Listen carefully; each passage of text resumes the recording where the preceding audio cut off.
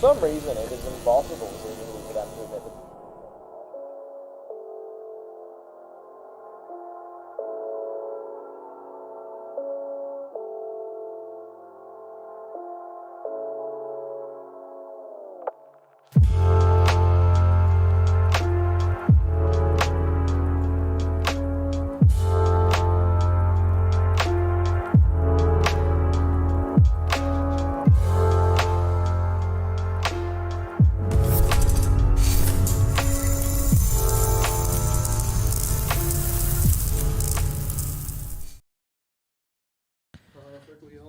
Perfectly on time. Hello, Michael. You've sat down as soon as we've gone live. Really? Yep.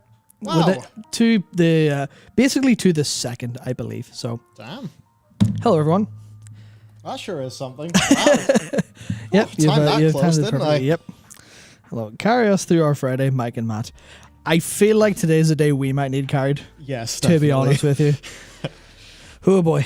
Well, So, time to yep. navigate through the back end of how we run the business, so Yep. enjoy that in the camera. Yeah. I mean, there's nothing there that they won't. Actually, that's good future videos on it. I'm going to move that camera to you. not, not that it actually matters, Yeah. genuinely. None of them are big surprises, I think. Yeah, no. All right, nope, clips. That's not where I want to go. I want to go to the stream notes. Hello, Yep. stream notes. There we go. Yeah. We're ready. There we go. Ah, wait, no, can't do dark mode because of video encoding. Yep. All right. Wahoo! Right, we're live. There we go. We're live. It's time to go. Time to go for a very speedy stream, I'm afraid to say. But Yes, this may not be the longest stream ever. We did stream yesterday, but also, the whole game release thing did result in, let's see, multiple work days till 1:30 in the morning, one work day till 5 in the morning. I'm dust. No, for all of today, I've been very dizzy. That's been a fun thing. yeah, I mean, he doesn't believe me, but I've told him to just lean into the dizziness, lean into the head spin, then he'll get more momentum and go faster, but... I fall over and that's that. But Well, yeah, that's it's been the quite risk. a time with the game reveal, and of course the game reveal. We're all locked in on our plan and our date, and then it's like, oh hey, it's 9.2 time. Yeah, no, he put in some serious work this week. There are things to talk about the end of Warcraft 3. Yep.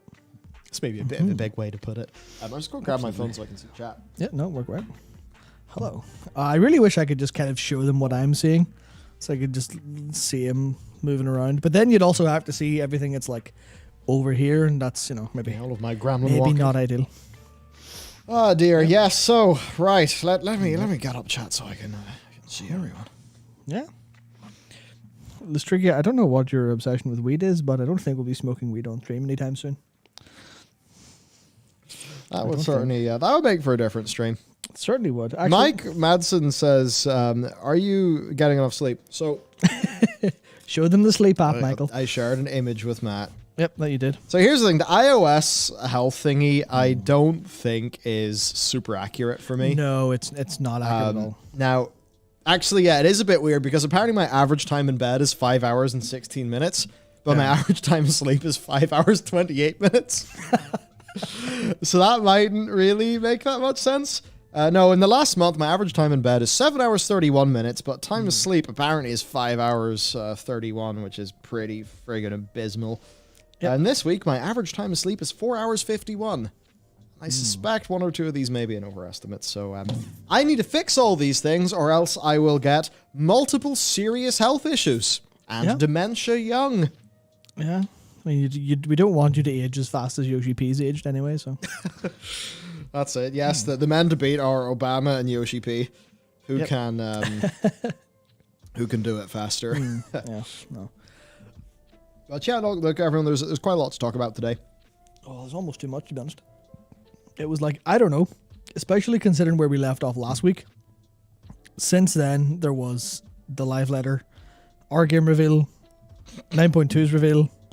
I'm sure there's another number of things that have happened in there that I've just sort of fallen past those, but it's been a very interesting week. I hope everyone has had time to think through everything and understand what's going on. Yeah. And for 9.2, there's been a bunch of interviews and additions to things Yep.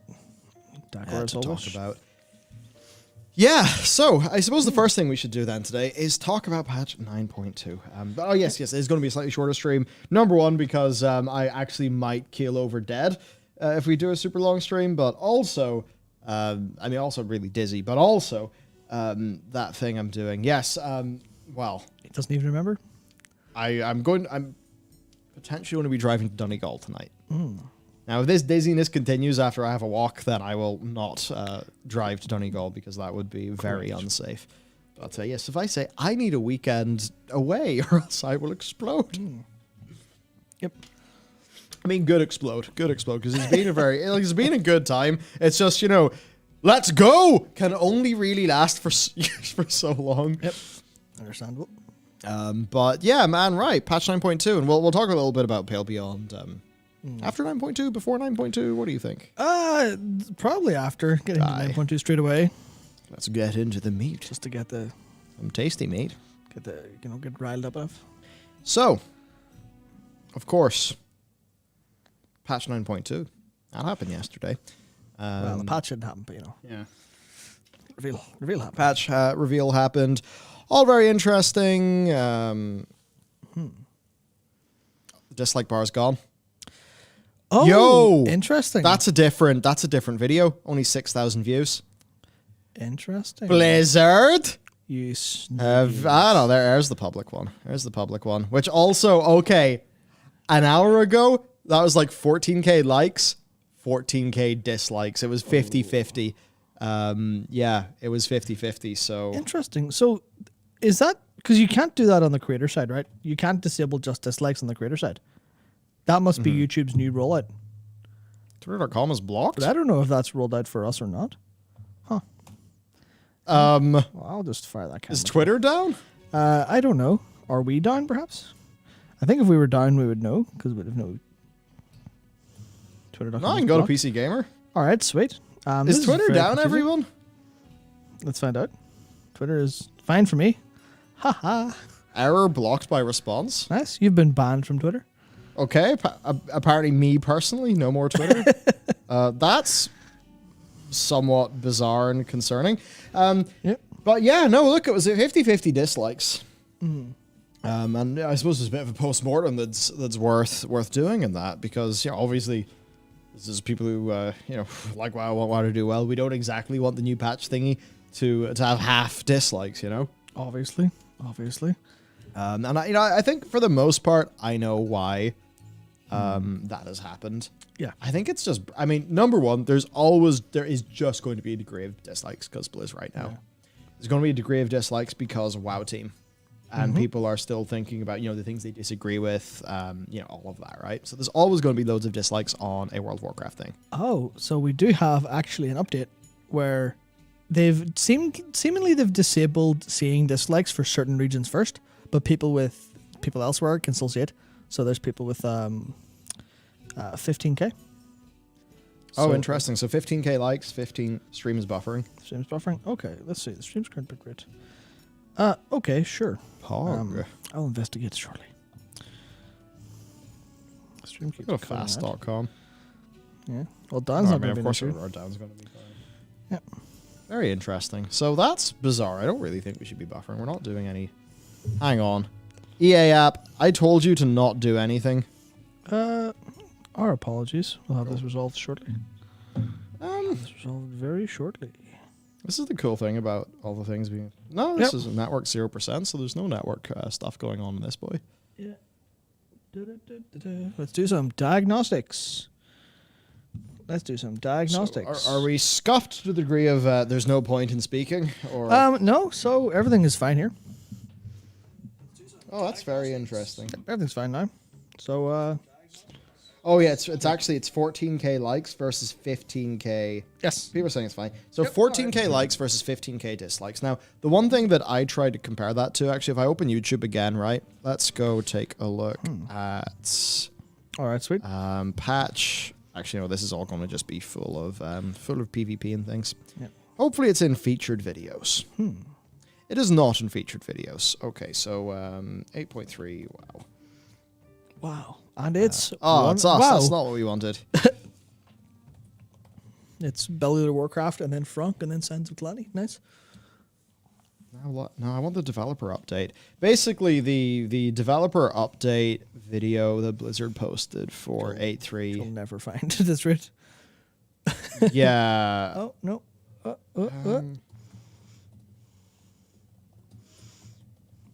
Basically, hopefully this gets it. Content Doesn't find preview, it. Visions of N'Zoth. Yeah, there we go. There we go. Well, of course, I can. Yeah. Why did I do that? Yeah, so... It Ken- had lots of dislikes, but it had nowhere near as much as the Zereth Mortis patch dislikes. I think generally speaking, if you're on YouTube, 50% is a lot. Just because of how much effort it takes from people to be so angry they dislike. I feel like the genuine like default is high 90s. No matter In all if of it's our just a little content, bit. it's high 90s. Yeah. Or well, it's mid to high 90s. Yeah. It depends what we make the title like, basically. Yeah, of course. So it's, suffice to say, 50-50 is extremely bad for them. Yes, it is. It is. And the other thing is just optics-wise, and this is probably one of the things people have been saying about YouTube hiding the dislike button, is it is great for brands. Yeah, And that's undoubtedly true. And I mean, even for the likes of us, if we do a video and it sucks, like it'll get less views and all of that, but there won't be, it won't be easy for people to confirm that they dislike a video or that a video is worthy of being disliked because there won't be a bar there to validate it. Yeah. So you can totally see how, like, for a brand, it's like, awesome. It's just going to have likes and views. So if, it's like, Blizz, if only you posted this 2 days later. Yep. Yeah. But yeah, look, it did accrue a lot of dislikes, and I think some of that, we can actually go through the comments. Just now that this video is, well, not this one, but the public one, now that this has been out for a little while. Yep. For a quick update, actually, before that video, the 8.31, has 6.4k dislikes. So that's 31 up to 6.4 down. So certainly not looking great for 9.2 there by those YouTube numbers. Yeah. So, there's a lot of stuff like this. Sylvanas, like just people not really buying the whole Sylvanas thing. Yeah. And then I suppose Blizzard kind of, it feels very forced, and people didn't like it in 9.1 because the 9.1 trailer, of course, was not really well received. I think it wasn't well received by most people. I know that's maybe a bit of a bold claim, but I don't. I mean, that's what I think anyway. So I suppose then when people, see Blizzard obviously taking their own story very seriously, it's going to rub them the wrong way. Yeah. Then there's the easy to meme on things. I imagine the zone will feel pretty different once you get there. But just, generally kind of like a bit rough in the comments. Here's one that I wanted to bring up. I mentioned it yesterday, but this just shows how little of the story of Shadowlands is actually told. Yeah. Because for Zereth Mortis, like, that's in some after the questline dialogue in 9.1. And it's between, like, was it Venari and Talanara? I think. Yes. Yeah. And it's just like, a lot of people clearly don't know what Zereth Mortis is. So this just feels like a, what? There's loads of, I mean, I don't know about chat because the people in our channel will almost certainly know about Zereth Mortis because we made video stuff about it. But I just wonder for the average WoW player, like if, all of this came as like yet another very fast leap to the new place in a way that confused them. Yeah. I think also, Korthia, City of Secrets, Zereth Mortis, Realm of Even More Secrets. I think there's like a little bit of sameness there in the vibe of the Shadowlands. Like, yeah, the attendants and stuff of Korthia are different to the enlightened brokers that we see in Zereth Mortis, but to a lot of people, it's just like, techie construct people. Yeah, I mean, well, it's fundamentally different to the Shadowlands and Nyalotha, but they kind of feel the same way. Obviously, we knew about Nyalotha, but we didn't know anything about it. We just knew it existed. And then with Shadowlands, we knew a decent bit, but we, didn't know any specifics. So they have this habit of just kind of going, and I mean, they have this habit since, I think Kultirs and Zandalar were like the last places we were like, oh, these feel realized like they are something we're going to and we're excited to go to. Because Nazjatar was a bit like, is this Nazjatar? Okay, whatever. Is this Nyalotha? Okay, whatever. Is this the Shadowlands? Okay, whatever. And now they're just like, well, we'll give you new places, and the response is still, Korthia? Sure. And now Zereth Mortis. I think people at this point are like, bleh. I think it's because they just haven't done a great job Of making with people feel, Korthia and stuff, and making it feel super hype. I think there's also this comment from Dude Guy. This is something, you know, I was looking through the Warcraft lore subreddit, going through Twitter, seeing what people think, and the whole kind of Warcraft 3 thing. We'll talk about that later, but that's also rubbed people the wrong way. Now, there is lots to like in here, you know, like the art's great, you know, all that stuff's great. But, you know, I think people see that, and then the class sets, like, I mean, okay, in the class sets, let's be real, it does look like leveling gear. Yeah, it's like, the way I see it is, the leveling gear is, from an artistic perspective, they achieved their goals. I think there's, especially the LFR sets, color-wise, really don't look very good, but that's sort of by design. But like they achieve their goals, and the art is good. They are nice enough sets to look at, especially the one with like the white face covering thing. That's really cool. Concept art to reality is real tough for these ones, though. Yeah, which I had a thought on that and saying maybe, you know, if they've been hiring people, they may have a problem of like the concept to reality pipeline not being as understood on both sides if these are new people, but I don't know if there's new people involved in this, so I can't say for sure. But it's more the idea that not on the gameplay side, because I have substantially more complaints there, but on the art side, their execution's really good, but their concepts aren't landing with players. I was going to say their concepts aren't good, but their concepts are. Yeah, maybe a little tiny bit unoriginal, but maybe some of that is drawn because people are going, oh, well, I can see the comparisons, and making it unfair that way. That's not the art team's concepts that aren't landing with people. Yeah. I think, you know, it's the narrative team maybe coming up with these concepts, and that's what the art people have to make. And yeah, I mean, yeah, like to me, this reads as like Dreaming City. Apparently there was a zone in Wildstar that has big vibes of this as well. But I guess it's just that thing as well with because we're talking about the dislike ratio in the video. I think a lot of those dislikes come from people who really want core Azeroth. I think that's probably why in the interviews, a bunch of the devs were pretty sure to be like, next time we're going back to Azeroth, guys, trust me. You know, like they hinted that in the interviews, right? So yeah, for sure. I imagine that's them trying to kind of hedge their bets against this. Knowing that this is very much doubling down on like it's Shadowlands stuff.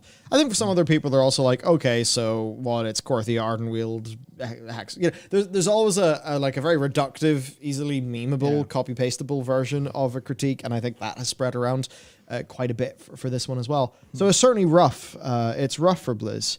Yeah, I think there's every chance you could go in here and it'll be really fun and all that stuff. But I think for a lot of people, you know, maybe they were never going to get what they kind of wanted. Whenever I made the concept video for patch 9.2, Fall of Azeroth is what I called it.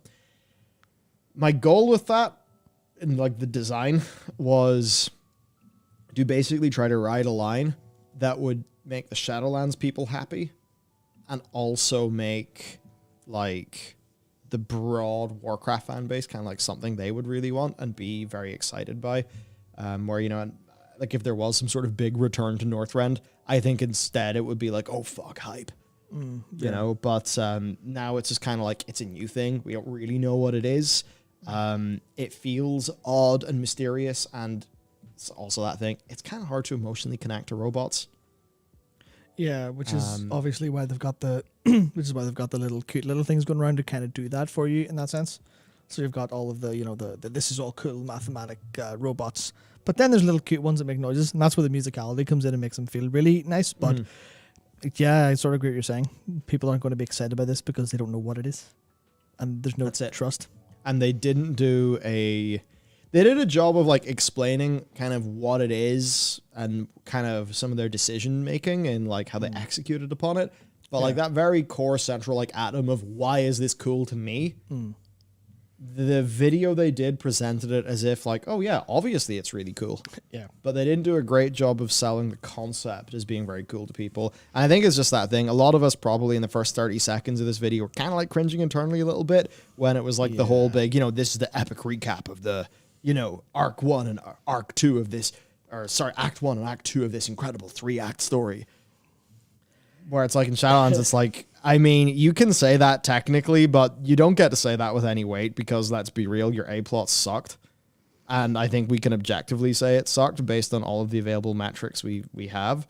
Most of the players turned against them. The mainstream press turned against them. Yeah. Even before the, you know, the lawsuit and everything. So I think that's why we've got all those dislikes, which is probably very rough for the team. You know, the World of Warcraft team, certainly for morale. I mean, goddamn, morale just... I mean, they probably had to death march Crunch to get Shadowlands into existence. They probably had to continue that to get 9.1 into existence. They probably had to continue that to get 9.2 into existence, 9.1.5. And yeah, you know, I just feel like it's kind of being, you know, pushed in a direction by a bunch of people who don't really know what the most of their audience actually want. I think that's maybe. Yeah. I mean, they seem to think that this is really what people want, but look, whenever, I mean, it's World of Warcraft with WoW fans and stuff. Yeah. I mean, surely, you know, it's like it's very obvious what the people want, and you give that to them, and it's all likes and happy. Yeah. But yeah, I mean, maybe they just really, really wait, because it's a bit of a new team, so maybe they just really want to put their own stamp on things, and it seems like with the old, like, Metzen era of cosmic lore, it was, like, still very fantasy. And I guess with here, it's like it's just changing and feeling different for people. Well, that's the thing. It all feels very modern. This is the stuff, like, because Destiny is a very sort of modern game. And it is a lot of these concepts, these otherworldly things, that kind of, these higher concepts that we're not really too sure about, almost as a snap away from the kind of more, here's just, you know, fantasy world where there's dudes. There's dudes doing stuff, and some of them are orcs and some of them are humans. And they kind of don't like each other because of that. That kind of stuff is, like, obviously makes sense. Whereas this is a lot more high concept, big thingy sort of stuff, which I don't think works for World of Warcraft a lot of the time. But about them being a new team, I think that's kind of it, where I feel like they get in and they're constantly reinforced that, you know, hey, you've joined Blizzard, we're the best of the best. Well, you know, have faith in what you're going to do, have faith in what you're capable of, and it will work out okay. Which is, you know, I think all that affirmation, that's perfectly fine. But I imagine as sort of as a step up from the no negativity in the dojo, it's like only positivity here results in this kind of thing where, you know, obviously it does enable good work, but it doesn't matter what good, well, like, it doesn't matter how the execution is if the concept's off, which it is. And I think they're so fond of their own concepts, and they're so happy to push that forward and communicate because they all talk about how great it is internally. But it doesn't matter how great it is if people don't want it, which I think is the one thing that I'm terribly afraid of that getting lost, because I don't think basically anything they've shown is particularly bad in any capacity. That's true. It's just not what people want. And I feel like that's where a lot of friction between them comes, because it's hard to understand. You know, this is bad, open bracket, for World of Warcraft, close bracket. That's the problem. You know, everyone sees the brackets, like, you know, the players will see what's in the bracket, but the developers will just see this is bad when it's not. And you've got this massive, almost a miscommunication between player base and developer, which ultimately I think boils down to the people in charge more than anyone else. Yeah, exactly. I think there's exactly that, basically. So I think that's why we're seeing the dislikes. That's as best as we can sort of make sense of it from our position anyway. So to continue then, there's a lot we've learned from the interviews about this patch. And yeah, it'll be interesting to go over. So let's zoom past that. Yeah, I mean, here's the rough bit. The old concept art looking pretty great. Reality for these not really looking as great as the concept art, unfortunately. But, you know, yeah, so we got all these along with artist descriptions. It's beautiful work. I mean, I love these creatures. These are gorgeous. Yeah. The way I say it, okay, well, obviously the problem is that some of the execution boils down to it is actually World of Warcraft execution in a way. So, you know, obviously something created as a 3D model for World of Warcraft would look out of place in another game. But that concept art created in any other game would look perfectly fine. That's kind of the thing here, where it is, you know, it's fine. It's just not. Yeah. So let's get into some interviews then, because I think there's a lot more that we've learned. Dakor's got all of the great bits collated for us, so let's have a chat. Right. So some stuff with Steve first. When these events culminate in Eternity's End and play out, they are meant to be a conclusion to a long series of building stories we've seen, weaving their way through multiple expansions. The Warcraft story goes on, but we're closing one book before another begins. Now, this does mean that they're really viewing, and especially with what was said earlier, and I mean, Warcraft 3 footage is like the start of the trailer for this. Also, Eternity's End. Is the Night Elf campaign. So, yeah. This is, in a way, an ending to the story of Warcraft 3 as the Blizzard developers currently see it. And that is how it is. I've seen one or two people try to get out of that, squirm their way out of that, but the interviews very much confirm that that is what this is. Look, that's the deal, you know? Zovaal created the Lich King. Zovaal is why Arthas became the Lich King, because the Dreadlords enticed Arthas to fall at Zovaal's command. We'll actually get into that. It's in one of these interviews. So, you know, this is the end of Warcraft 3 in a way. The Burning Legion was literally set, and this is a video I recorded today, the Burning Legion was set into motion by Zovaal. That's like the current story. It was whenever Sargeras came upon a world, a void-infested world, where he met these Nathrezim, and the Nathrezim basically were like, yo, mate, the Void is pretty spooky, spookier than those demons. And that is what gave Sargeras the big spook that led to the whole Burning Legion existing. Of course, the Burning Legion invasion is Warcraft 3, and, of course, the Lich King. Yeah, and that's obviously why That's what we're ending here. Yeah, but that's why everyone saw Legion as the end, because that's what I immediately felt. Oh, the Legion's wrapping up the Burning Legion. We've come full circle. That's the end of one of Warcraft 3 plotlines. The victory that went unnoticed, that whisper. Yeah, so like that is what it is, everyone, right? That is just what it is. This is the end of Warcraft 3. I think for a lot of people that feels rather insulting, because it's basically just saying, hey, you know that Warcraft 3 you enjoyed? Well, actually, it was like this. Yeah, because And that's not satisfying to people, because it obviously wasn't intended that way. Like, when you go through Warcraft 3 and, like, those scenes as presented, like, this is a recontextualization. That's different from a retcon. Retcon is retroactive continuity. It is changing, literally changing events. Like, you know, just changing the events. Whereas this is just new info that recontextualizes them. But it recontextualizes them in such a way that it changes their, I mean, I don't know, emotional texture to the point where it feels different. So it isn't a retcon. Kind of feels like one. So that's, I think, why that really rubbed people the wrong way. And it does just sort of feel like they've came in, they've created Zovaal, and they've inserted him into the old thing that everyone respects as almost a way to bootstrap us respecting Zovaal as a villain. Whereas versus Sargeras is like, Sargeras was extremely slowly built up over years and years and years and years and years. Same goes for the Titans. Whereas the Shadowlands, they were like, I mean, basically it's Game of Thrones Season 8. yeah. As in, if we're going to take them at their word here that, you know, this book started in Warcraft 3 and now the book is ending before we open up the new book in the series of Warcraft, then you're basically saying you had it all paced out nice, and then at the very end, you had to introduce the actual villain of the story, 500 billion concepts, and then do it like that. And, you know, I know people like to clown on Steve Denuser because he tweeted about really enjoying Game of Thrones Season 8, but whenever this stuff just kind of comes out like this, I mean, it's a little bit of a rough look. Yeah, I mean, if you're like, I enjoy X, and everyone goes, well, we have problems with X, and then that person goes and makes Y, we see the same problems in X in Y, then you're going to draw that conclusion, no matter what happens, no matter who's actually involved, who's in charge, stuff like that. But to me, it comes across like, I don't know. Like, I really hate to really, you know, it's their game, they could do what they want, but also I'm just like, man, the Wrath of the Lich King felt like the end of the Lich King storyline that everyone cared about. Yeah, it should have ended there. Yeah, Legion felt like the end of the storyline of the Burning Legion.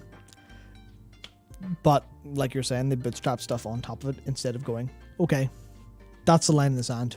We'll do something new. They're like, nah. I mean, it would likely have been even better if they just went, you know what? What's unsolved? Because I can't see them... Well, I guess they did this. It's fair enough that they looked at Bolvar and went, oh, well, that's not solved. But they should have just... I think they should have just ran with old god stuff, probably. Probably, or like do something different with the Bolvar. And, you know, I mean, it's not for me to say what the next expansion should be. I can, you know, we can do some ideas and have some fun with it. But yeah, this whole like Warcraft 3 Eternity's End kind of like framing, I think that has very broadly been a big miss. And I think a lot of people have looked at that. I think they have felt hubris and they have not been pleased. And that's, you know, that's not me telling people what to do. Yeah. That is just I'm trying to understand what I'm seeing. and that's vaguely how I understand it. I mean, if that sounds like bullshit to you, do let me know.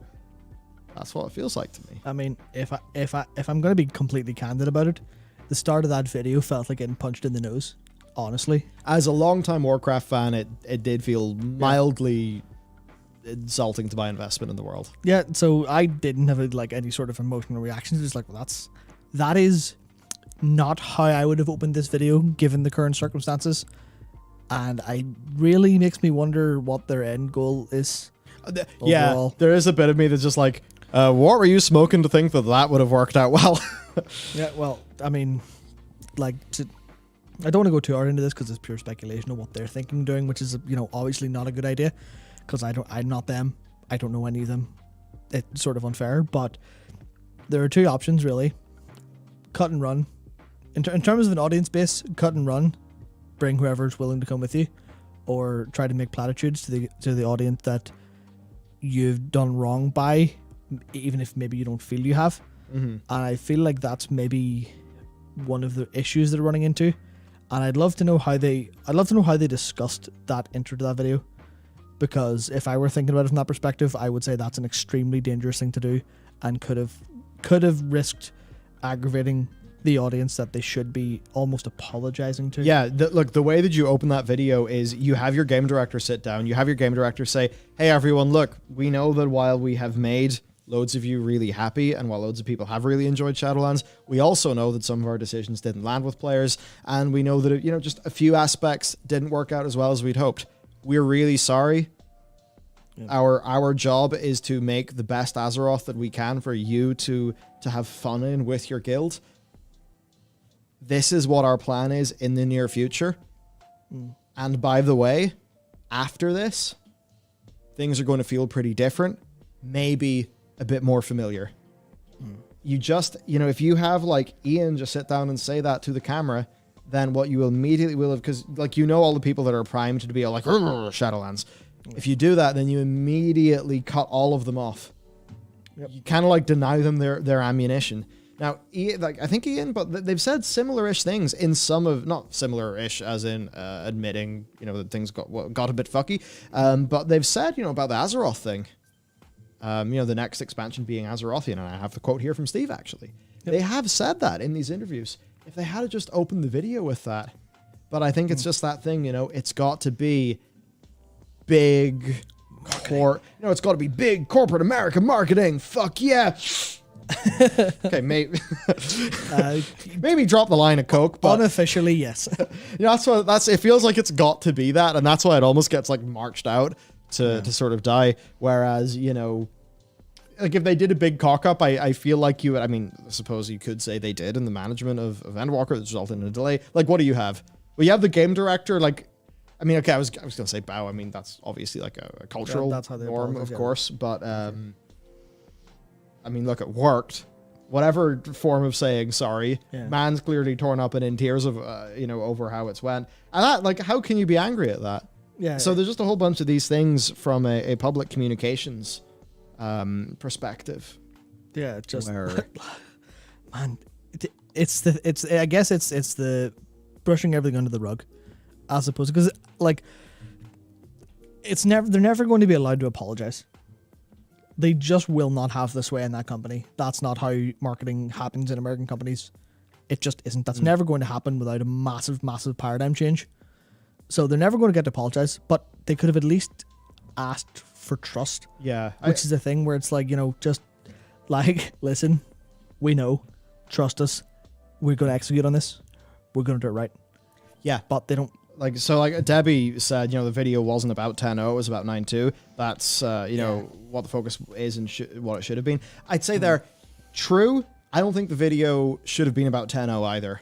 I think it should have been about World of Warcraft developer update. And I think the 98% of that video should have been about 9.2. So I'm almost entirely in agreement with you.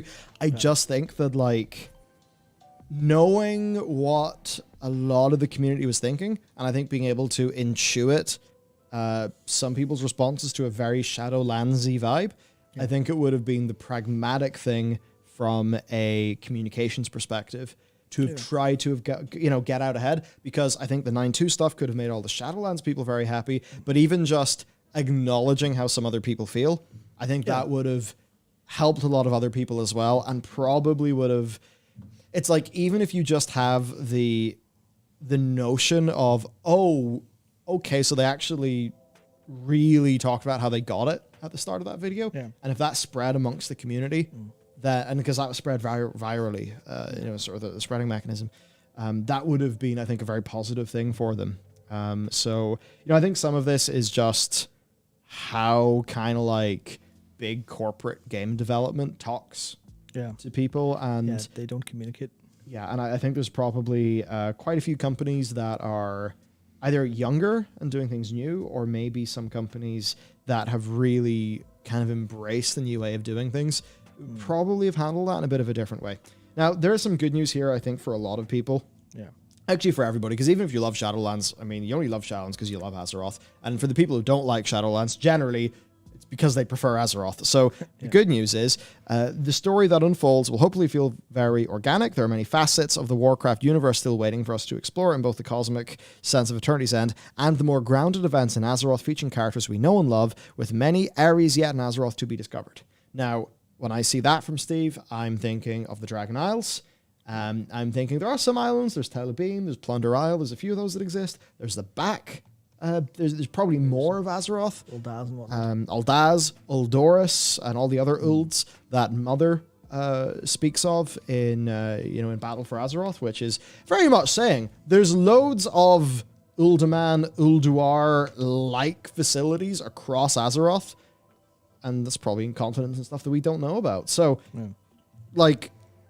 this has me very excited in a way for 10.0, because it's kind of telling me that 9.2 is like the big hurrah of mega cosmic Warcraft, and that we're very much going home in the next expansion. So to me, it is like overall long-term very good news. We got a patch that thematically isn't matching with people, but a patch that does seem, because of patch 9.1.5 and a few of the other things, it does seem to be meeting people's gameplay concerns. While at the same time, we're finding out that the new expansion probably is going to, return to Azeroth. So I think that's like it might be hard to feel it right now, but I feel like that is quite good news overall in balance. Yeah, I believe so. Now, there's this bit which is... right, so this is the other thing. So this particular segment, translated from a Chinese interview, has been rather controversial. Nuance, tone, and the exact meaning can be lost in translation, so many people are conflicted in the exact meaning here. So this is translated Steve Denuser. This is actually the ending of a series of storylines that began with Warcraft 3. The Jailer's conspiracy runs throughout, such as instructing the Dreadlord to induce Arthas to fall. We will connect this series of grand plots in this version, so this update, and usher in the final ending. Now, what I will say is, from my current understanding of the lore, going through every single tidbit they've dropped, this is what it appears to be. Because, Morganis and Arthas, a bunch of the more deep things that Kel'Thuzad add. Yeah, the Jailer is all over Warcraft 3. We actually did a full video on this a few months ago.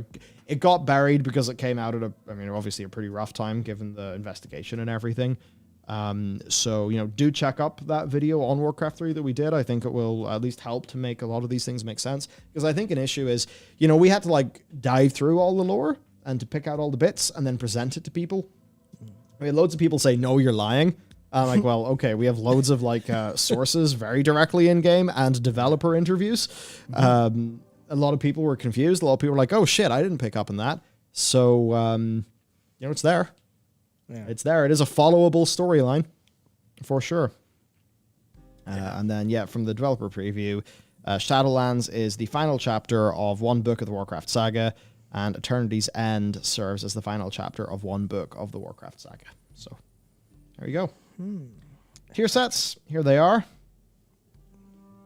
So, some faring better than others in the concept art to sort of 3D transition. This is awful because I almost wish we hadn't shown this. I'd almost rather have played a game. Can you guess which is which? Yeah, I suppose I the would- coloring does make that a bit tricky. I think I can get most of them. See, Now I got Warrior and Paladin wrong. yeah. I thought that this one was Paladin, but I mean, hey, there you go. Yeah. So we got those. We got these boys. What do you think of your main? So I like the Paladin set enough, but it's just, I don't know. I like it as a bit of armor. Would it replace anything I already have? Absolutely not. I'm basically the same. I mean, I think the mail gear actually looks pretty good, but then I just think mail gear in this game looks horrible most of the time.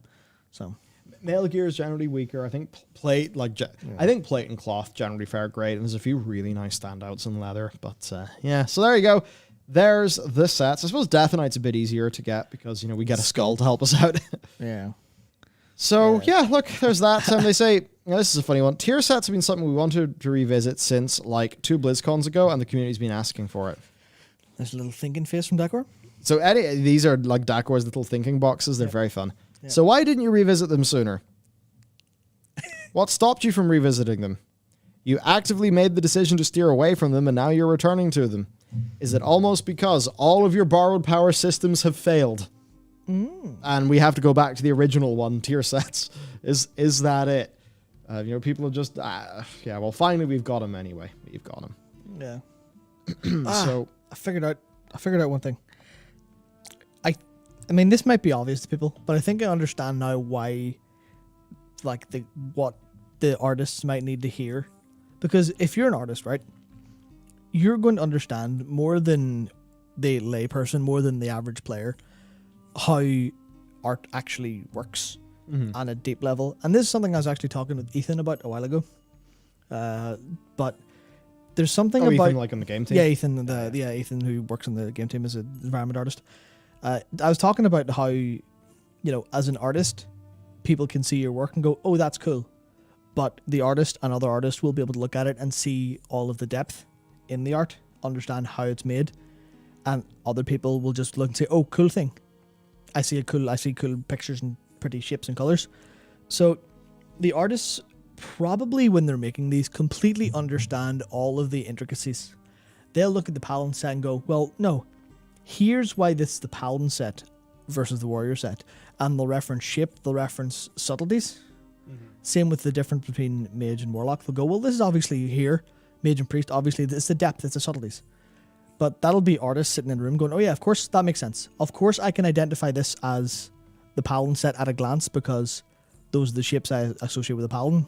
Yeah. But for someone who isn't trained in art, they're not going to look for, the subtleties of shapes. They're not going to know the language of like how shapes and different colors actually, very subtly work. They'll just be like, "Oh, big shiny hammer, sweet, that's a Paladin." Yeah, like another handy example, my shower is running from hot to cold at the minute. Yeah. I go and I'm like, water cold, water hot, water cold. My boiler broke. Me Yeah. sad. And then I research a bit. I'm like, oh, okay, so the water pressure's probably low and I have to do all these things. And, then I have an actual understanding of it instead of the surface level, me like, me don't like. Which, yes, that can sometimes lead to, like, if it's not clear enough to the person who ends up viewing the thing, it can be a little bit lost in translation. Yeah, so that's basically what I was talking to Ethan about, how like an artist might get frustrated that other people don't see the depth in their work and just see the surface level stuff. But if you're making it for someone else, then the surface level stuff's going to be the, you want to put as much depth in to make it actually good, but you also have to keep in mind that people will look at it without the understanding you have.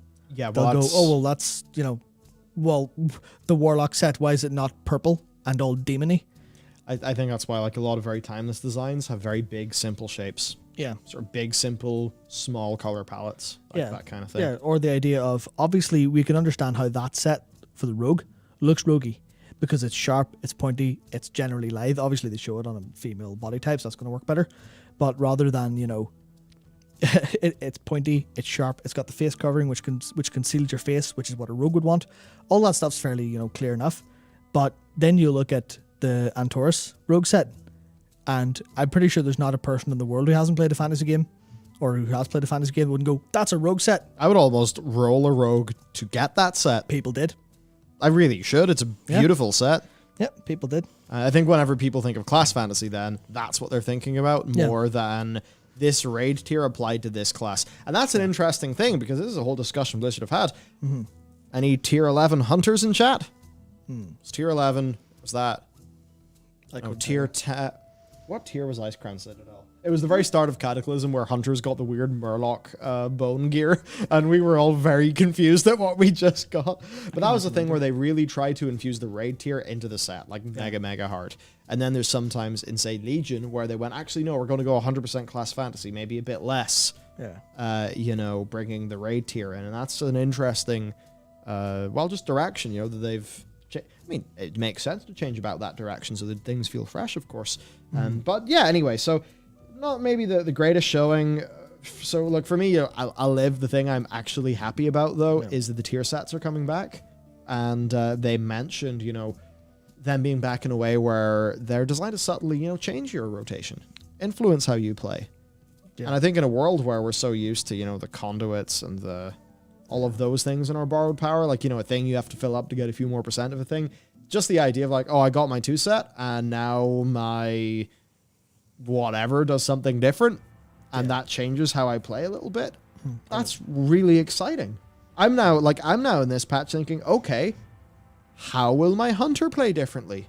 And the domination shard system and empowered conduits didn't do that. This one does. So to me as a player, that's more exciting. Yeah, I just hope they... And this is a thing that I think a lot of the gameplay designers in the World of Warcraft team could accidentally fall into, especially if they've come from more balancey stuff into design. Then hopefully they understand that it's not just about it changing your rotation, but it feeling like a nice bonus. Like you could do something that you couldn't before, or something like that, like fit an extra ability into a cooldown window, or something along those lines. Or, something like, I don't know, Hammer of Wrath cleaves to 3 targets, maybe. Something like that would feel, and maybe it only generates 1 extra holy power.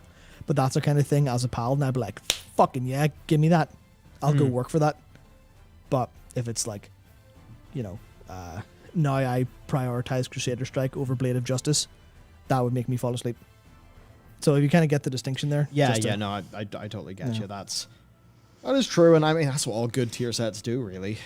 So, other things, though, and I think this is good news for loads of people. Maybe iffy news for some of the big raiders. Maybe. But I think for a lot of people it is good news. Tier sets will be dropped in the raid. There'll also be a choice in the Great Vault for raid, PvP, and Mythic Plus. Now, there's a bit of a downside here because it is the Bing Bing Wahoo box. Who knows what you're going to get. And for some raiders, they'll be like, okay, so I've got to do all of the bosses that I can on the hardest difficulty, and then I have to do 10 Mythic Pluses. And not every raider is going to want to go and do 10 Mythic Pluses. So a bunch of raiders are going to feel like they really need to do that. And then vice versa. And this could be less of an issue because maybe in Mythic Plus, it's like groups of 5. So they maybe won't always have all the people to then go and raid. So maybe raiding will be an option for them. But of course, if you're a Mythic Pluser and that's the thing you don't enjoy raids that much, you feel like you gotta go and do all the raids just to, unlock the chance of a thing in the box. I mean, that's kind of, that's a little bit funky, I think. That's not something people have... I think the idea of I have to run a Mythic Plus 15, X amount of times per week to be optimal for raid, it's that weird thing where, you play more of the game, you get more rewards, makes sense. Yeah. But I think it's because so much of it is put in a random thing, and you're just trying to get more random choices that ends up feeling a bit iffy, versus some of those deterministic systems that I would say almost certainly are less immediately engaging to people, and you could argue in some ways are a bit more boring, but it's then that thing we talked about when we talked about the overjustification effect, where... yeah, the unexpected reward is more exciting, but what happens if the unexpected reward then becomes expected? Yeah. Then do you actually have many or most of the downsides of a deterministic system, but then you add on top of that all of the downsides of a more random reward?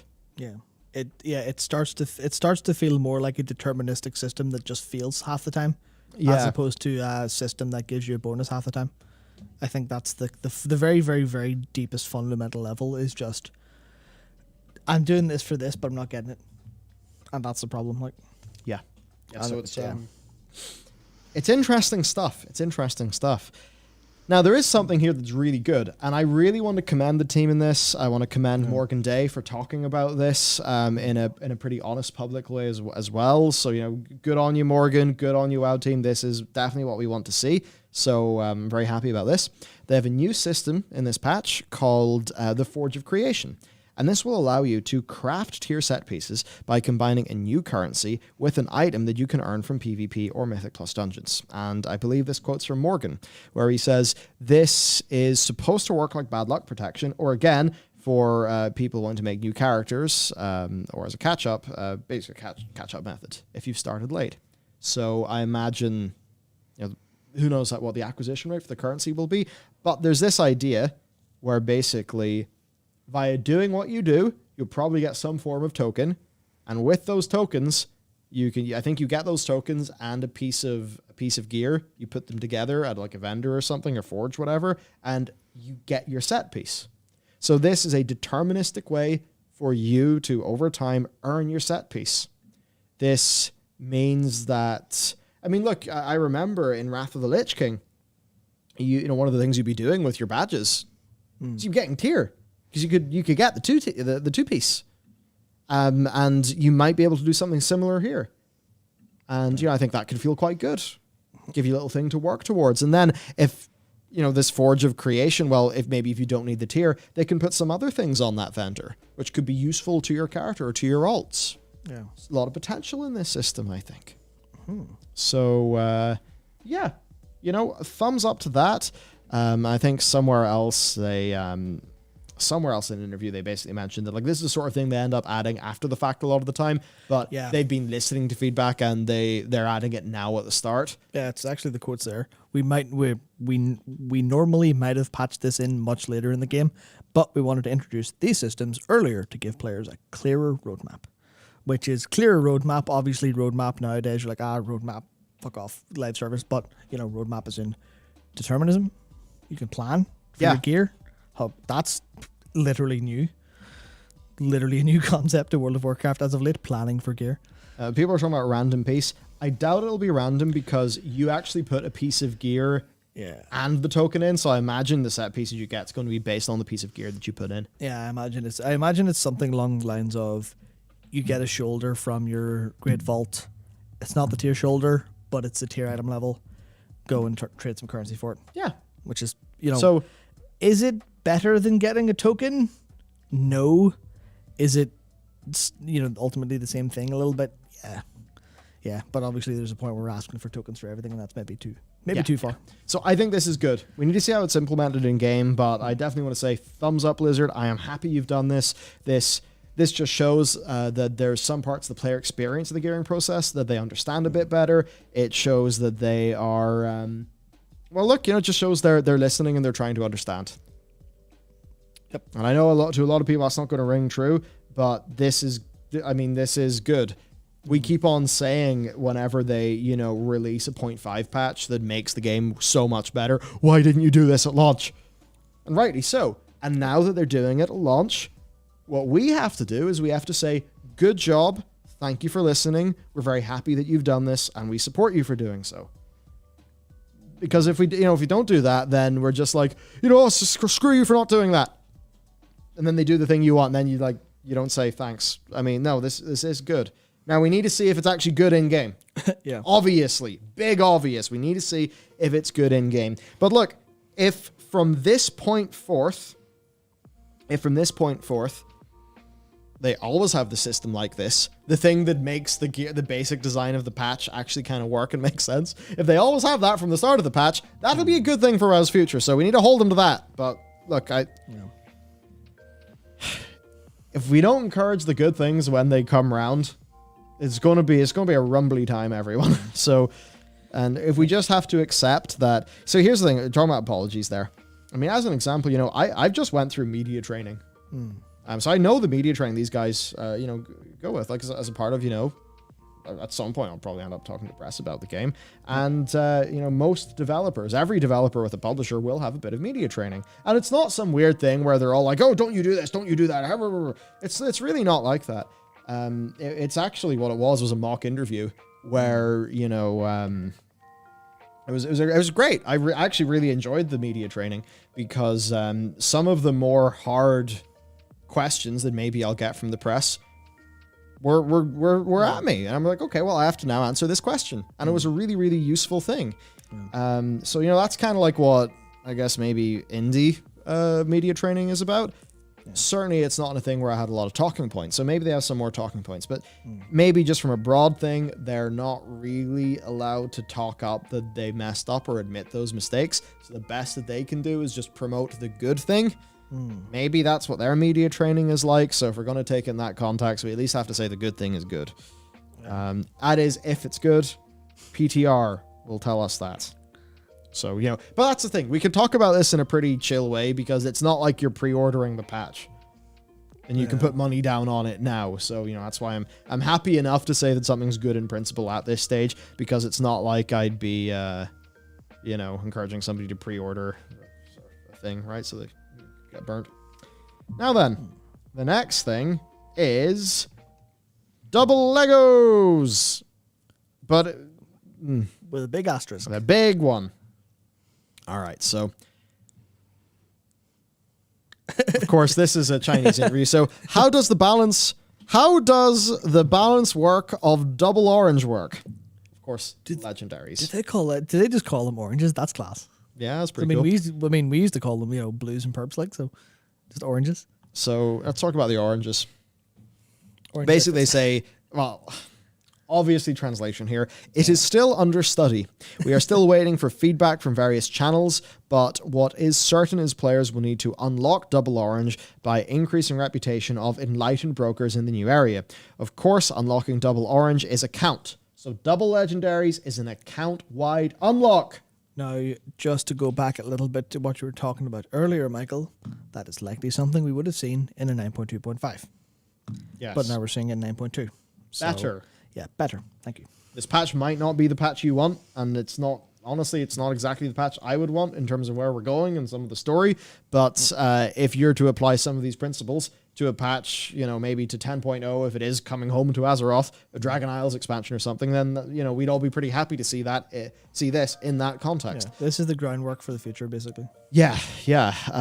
So they're account-wide. That's really good. Now, players will be able to equip 2 Legos. One of them is a Covenant Legendary, one of them is a normal. Oh, Dakor's got some thoughts on that one, I tell you. Has he put a little thought box in? He is not, but he was talking to me yesterday, so I guess I can do the short version. Covenant Legendaries aren't all that great a lot of the time. Yes. His specific example is he's playing Holy Paladin. So the Ashen Hollow Legendary for Venthyr is one that when you leave the area of Ashen Hollow, it gets cancelled and you get a cooldown refund. Oh yeah, that one. Which makes it a lot more flexible, a lot more usable in terms of, you don't want the full duration, you can move out. Or, everyone's moved out, you don't want it completely wasted. And then he immediately went, so what if I get targeted by a mechanic in a raid fight after I put Ashen Hollow and I have to leave, but I need it up? Whoops. Guess I can't be a Venthyr anymore if I want to be optimal in terms of that, or I guess I don't wear a legendary. Because if a legendary comes with bonus stats, because of higher item level, then he's nerfed for playing Venthyr because the legendary isn't good enough. And that's the thing where hopefully that's solved. Yes, hopefully that's solved, but I can see why they've done it, but it definitely comes with very, very big downsides. And it also tips the balance of Covenant, because they've freed up Covenants, but also now you're literally tied to the Covenant Legendary in this one. Thankfully, Legendary currency will come from the new zone. Yes. Mortis, but Chorgast. Gone. Now, is Chorgast dead and gone?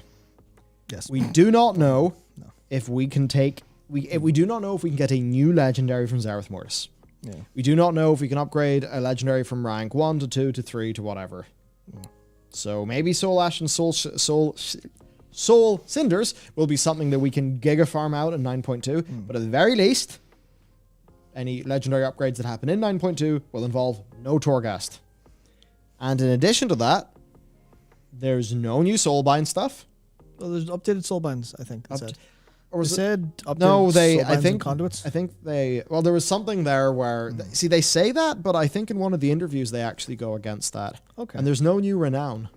There's no new renown bar. Yeah, at least we Patch. know of. Yeah. Stops at no, they've said it how they- stops at sweet. 80. Oh, yeah. sweet. No, renown stops at 80. So it seems like we are really just benching those. We're basically benching the systems of the Shadowlands, taking our legendaries and whatever power we have from the Shadowlands with us, and going into a patch that just doesn't have them, and I suppose has the cipher instead. And we'll have to see what the cipher is like.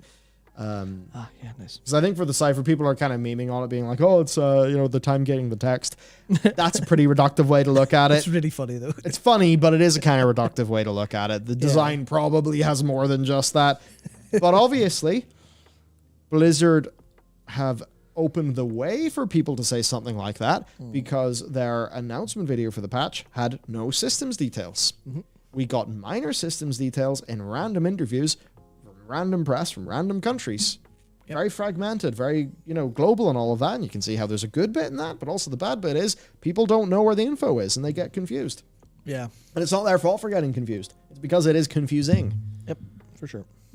So yeah, look, it's a bit rough there. I know there's been some, like for the Night Fae Hunter Lego has got some issues as well. But yeah, look, we'll have to see how that goes. I really hope they make it any Lego, and I know there's balance concerns there. I really hope that's something they can work out because double Lego, any Lego, Busted. and also some more balancing of the legendaries, and then the tier sets, like that could feel pretty fun. You could juice up the classes enough to have more stuff go on. It could, but that would very much be I think it was like I was saying yesterday, here's the keys to the kingdom, go buck wild, which Corruptions ended up being just your characters now OP, have fun.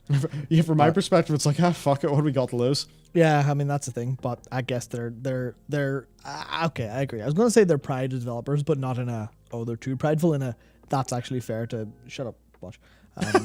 It's entirely fair for them to be like, no, we're not going to wreck our game design for the final patch. Even though maybe it would be a good idea, so I think it's fair for them to run this way because I mean everyone was thinking it from the very start. They're like, well, these two we're never going to get two legendaries if the legendaries are like this. There are too many overlaps that are busted, which is weird because they put the slot system in, so the slot system should have been able to counteract that, but it ultimately didn't. So I think that's maybe a bit of a oh no, we've had to change what we're doing or thinking. But yeah, at least it's kind of wide. And hopefully they don't make it a big grind. That's the big fear. Hopefully they're like, yeah, if you play a couple days before the expansion, here you go. As like if they make it raids out in 2 weeks, you have to play every day to unlock it before the raid, then I would call them stupid on Twitter. the biggest punishment I can dole out. Oh, how will they ever survive? Yeah. Okay, so moving on then, we've got the story pacing of the raid. This is sweet. And look, yeah, this is the sort of thing, I think from the WoW perspective, a lot of people are like, oh, time gating, Omega lol. But actually there's a bit of it where, I think about if the FF14 team did this and they had good narrative reason for doing it, people would pretty much be like, cool, we respect you and your story, let's do it. I mean, We at least have to give Blizz the chance. I think raid people might still go, this Okay, is true. bullshit, but the rest of the community will be like, we'll see how you manage this. We'll see. So, yep. Yeah, so the Sepulchre of the First Ones in particular was coming from the perspective of taking a new look at how we approach the size and scale of a raid. Here's another quote. To my knowledge, we've never really done it before, but when you zone in after defeating the first boss in the Sepulchre, you actually need to take a flight path to the next boss in As the opposed to a instance. teleport. Yeah. As you travel, you get to see all the epic scenery, huge structures in the raid, and really get a sense of scale and fantasy we're trying to convey. Good. Okay, cool. Good. Let's actually... Because, if a raid just feels like a tightly orchestrated, gameplay pathway, well, what do we want? We want some spectacle. Yeah. I mean, you're running through Antorus and you see all of the stuff in the background. Like some of WoW's coolest raids, they've had that big sense of scale, a big sort of spectacle. So if they can nail that, that would be really cool. For another, in the wings themselves, there's a lot of fun encounters. One of the names we've given one of the wings is the 3D printer wing. It is constantly creating new things and prototyping these creatures, and one of the bosses is actually a prototype of the Pantheon of Death. I can't believe I guessed that yesterday. Yeah, Matt guessed it like right before we read the interview. It was crazy. You'll see a version 0.1 of, say, the Archon or Denathrius, a whole council of prototypes of those creatures. It's just so cool. It's just so much cool, and they're transcribing. Basically, cool shit's going on in here. Yeah. And I just think that's neat. I think that's neat. I mean, to some people, it's going to be like, well, that diminishes Denathrius as a character if he was printed. So I suppose you could see that. But, I mean, hey, you look at, the alien, kill me. I suppose, you know what? They maybe have done some things that have diminished Ripley as a character. Who knows? Alien's a bit weird when you go past the second movie. But, I mean, cool spectacle. Mm-hmm. And with these characters like Zoval and stuff, we always knew they were made. In some fashion, right? And the Titan Forge and all that. I've been in Warcraft for so long, so I think that's pretty neat. Release cadence is where it gets a bit more interesting, I suppose. So Morgan Day, we're doing something unique when it comes to accessing the encounter, viewing it from the story aspect. Anduin will be the end boss of the first week of the raid, and that comes with a lot of interesting story elements as to why that's the case. We get to explore how he gets dominated. How we don't get dominated, for example. In the following week, when Mythic would normally come out, that's when the back half of the raid releases, with the Jailer as the final boss, to stop him rewriting reality. I'll cover Steve's quote before we talk about it. Yeah, what's also new and different to this raid in particular are two major goals, one being to free Anduin from the grasp of the Jailer, or there be no hope against the domination magic that he uses, and then the second goal is, of course, to stop the Jailer. Because of the way they've orchestrated the raid, we have two separate story moments that each have their own focus. Good. Thank you. Usually sometimes at the end of the raid, it would just feel like they kind of like smoosh all the story in. Yep. Job's done. And that's to the detriment of the story. I mean, look at the end of 9-1. That 90-second cinematic had an incredible amount of work to do, and people didn't like it because it just felt rushed, pacing-wise. So here's the thing. I know some people are going to be like, oh, really? I can't clear all the raid in week 1. But I just say, think about this from an overall narrative perspective.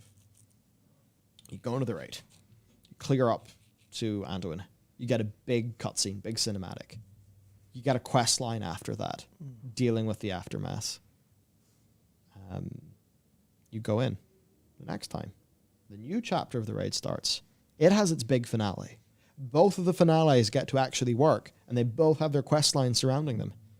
You look at some of the great raid content in Final Fantasy XIV, and now this is stuff that released over multiple patches, but at least my experience of doing was I go in, I do the initial little quest line, I do the raid, I do the next little quest line, I do the next bit of the raid, and I feel like I'm experiencing this one really big, cool story. Yep. So experientially, look, I do think if the narrative deserves it, then it's probably the right call. People are going to say time gating, but it's not. Well, so yeah, it's like if we try to boil everything down to just saying the word time gating, then we could end up being a bit reductionist. Mm-hmm. Now, when time gating feels awful is when it's just all right, gamer, here's your, give me your weekly ration card and I'll give you a ladle of slop. A little of rage. Or, here's the next sliver of the story. And then you do your story and you're like, where's next, please? I did 20, 30 minutes of story, maybe 15, 20. What's going on? I feel unsatisfied with my slop. Yeah, I want more. They've given you then it feels awful. Yeah, they've given you a big bowl of slop, and it feels really heavy, but the bowl actually goes down to here and it's all just solid underneath.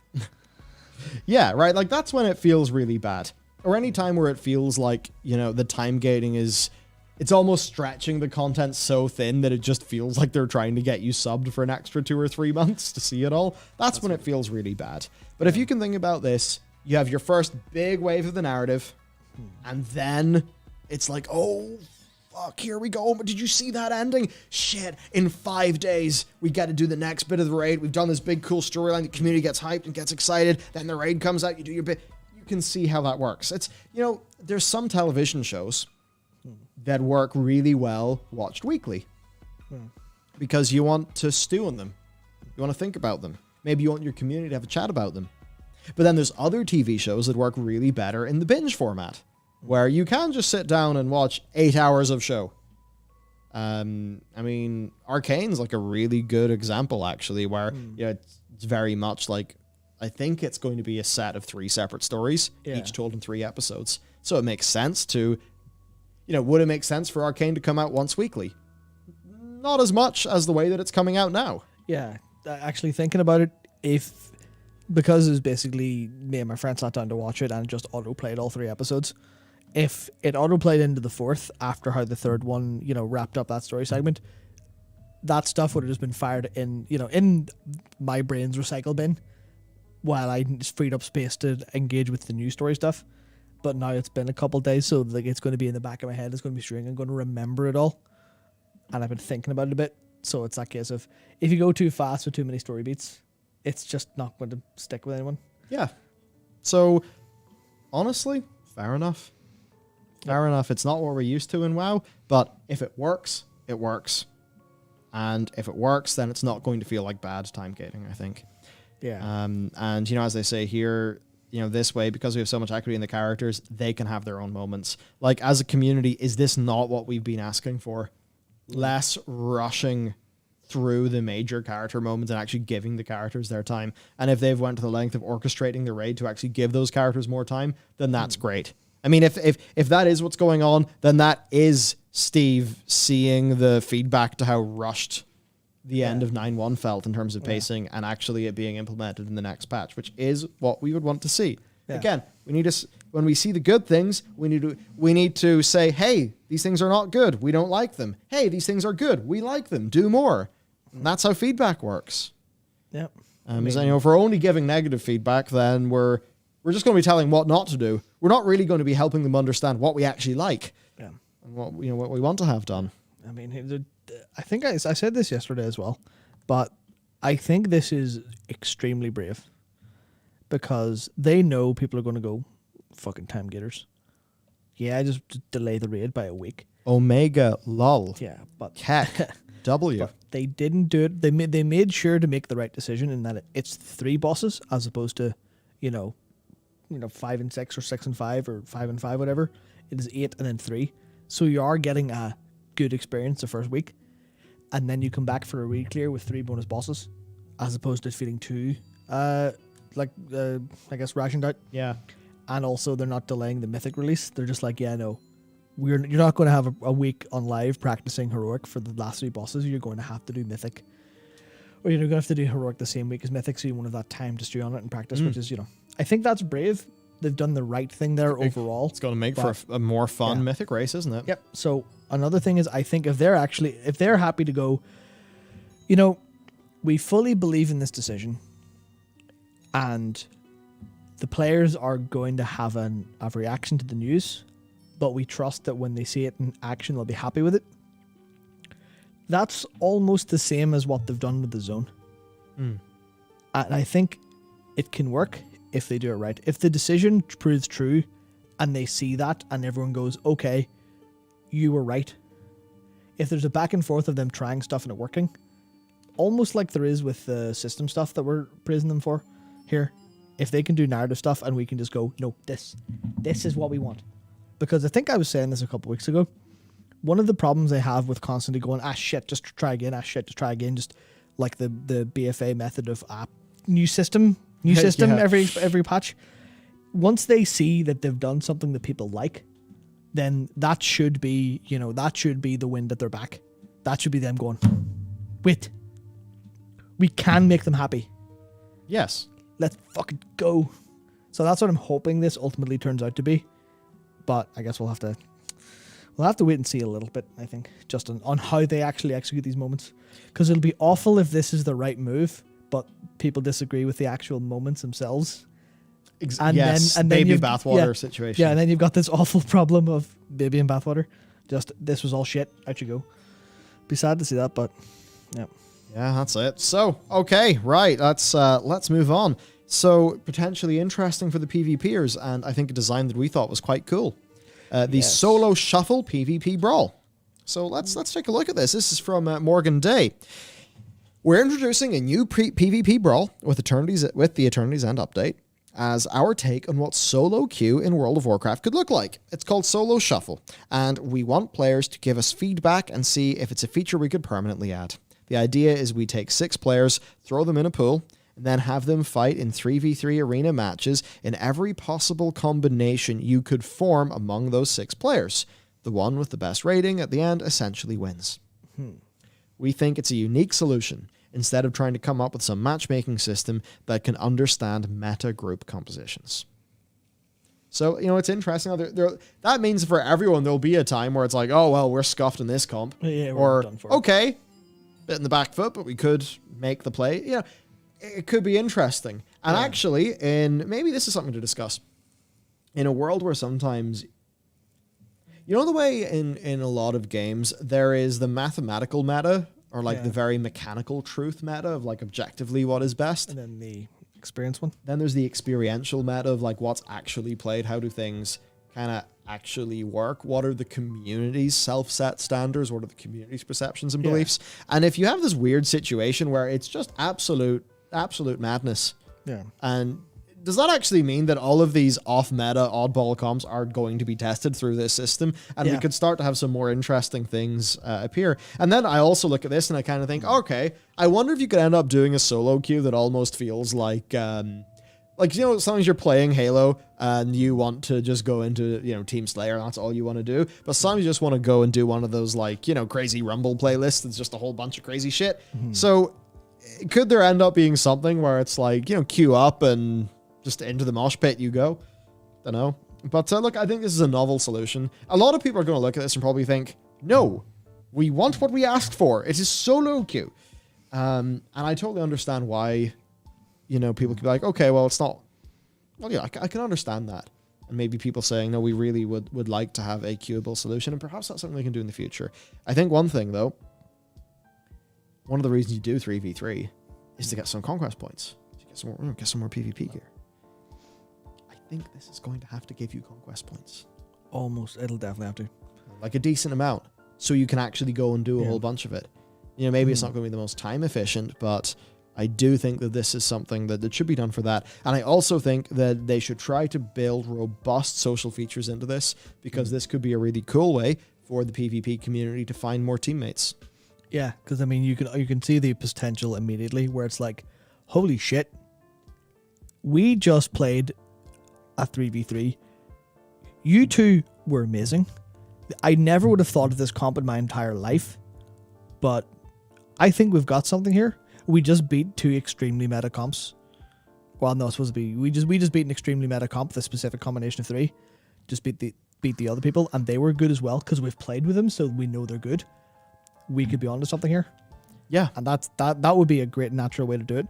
But it's the same, because I saw that a lot back in the the League of Legends days whenever I followed that game pretty well, and it was always just a constant back and forth between here's the meta, people design a counter to the meta, people design a counter to that meta, and it's just cyclical because of how actual gameplay worked. Yeah, the community ends up diverging in a funny direction. Yeah, because not everyone, because obviously in draft mode you can't have mirror games, so it wasn't just the meta champion every lane. It was, well, that team has the meta selected, so we have to counter meta. And that almost, obviously it doesn't force that, because you could just have, the combination of, you could have 2 or 3 classes being every role there. But that's basically exactly what you want to see.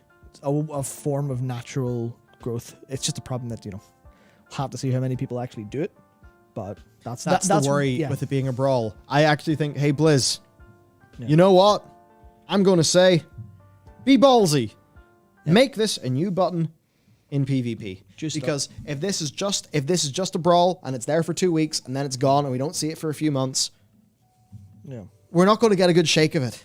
I think this needs to drop Conquest, maybe make it so that it's 20% less time efficient or whatever. Maybe more. Maybe whatever, just but to get people in there. Make it be something that you can run for a whole patch. Get all the data you need. Because, see, for 2 weeks, maybe people are going to think, oh, 2 weeks. Okay, we'll do it. And then you'll get some bad data. Or maybe people will think, oh, 2 weeks, new format, have to learn stuff, meet new people. Couldn't be bothered. Yeah. So just put it there like it's a feature and actually see how it'll do. And seriously, with the brawls, what I really want to see in the future is, because anytime I do BGs, I have fun in the BGs, but it's like I don't always have reasons to do them, and they kind of feel like a bit left behind as a feature sometimes. But like, your brawls are really cool. A lot of them are really cool. I would like to start to see more of these things be regular parts of PvP. Like Comp Stomp. Let's build that out into its entire own mode. Like, let's go. Yeah. Let's give it what it deserves. So I think there's great potential for a kind of a WoW PvP that would appeal to the non-arena crowd. Because even for me, this appeals to me a lot more, because to be honest with you, the idea of just always playing the meta comp and catching up with it in that way, it's like, no, that just isn't me. What I want to do is I want to do rated PvP on my character. So it's not me, the player, choosing from a list of tunes the one that I want to do mechanically. It's like, I want my character to do PvP. And that is what this system is. So I think this is really cool. Props to whoever came up with it. It's a very novel solution to a hard problem, and I really want to see it succeed, and I want to see the PvPers just get more love, get more cool stuff. And it's really cool here that one of the big things the PvPers have cried out for a long, long, long time, I know it's a bit late, but they're not just giving you a lazy thing. They've tried to design a new novel way to do it. So take them at their word. They've put effort into this, I think. Yeah. Now, if they can put a lot of effort into the PvP design, and balance, then, I feel like as a community, we generally see them as having a long journey. I think for hardcore PvPers, they have an even longer journey to get back into the good books. But I mean, if this isn't a good sort of, hey, I mean, almost as if you're trying to like train like a stray dog or something. Like, okay, here's a very delicious piece of food. If you like it, I'll be here, please.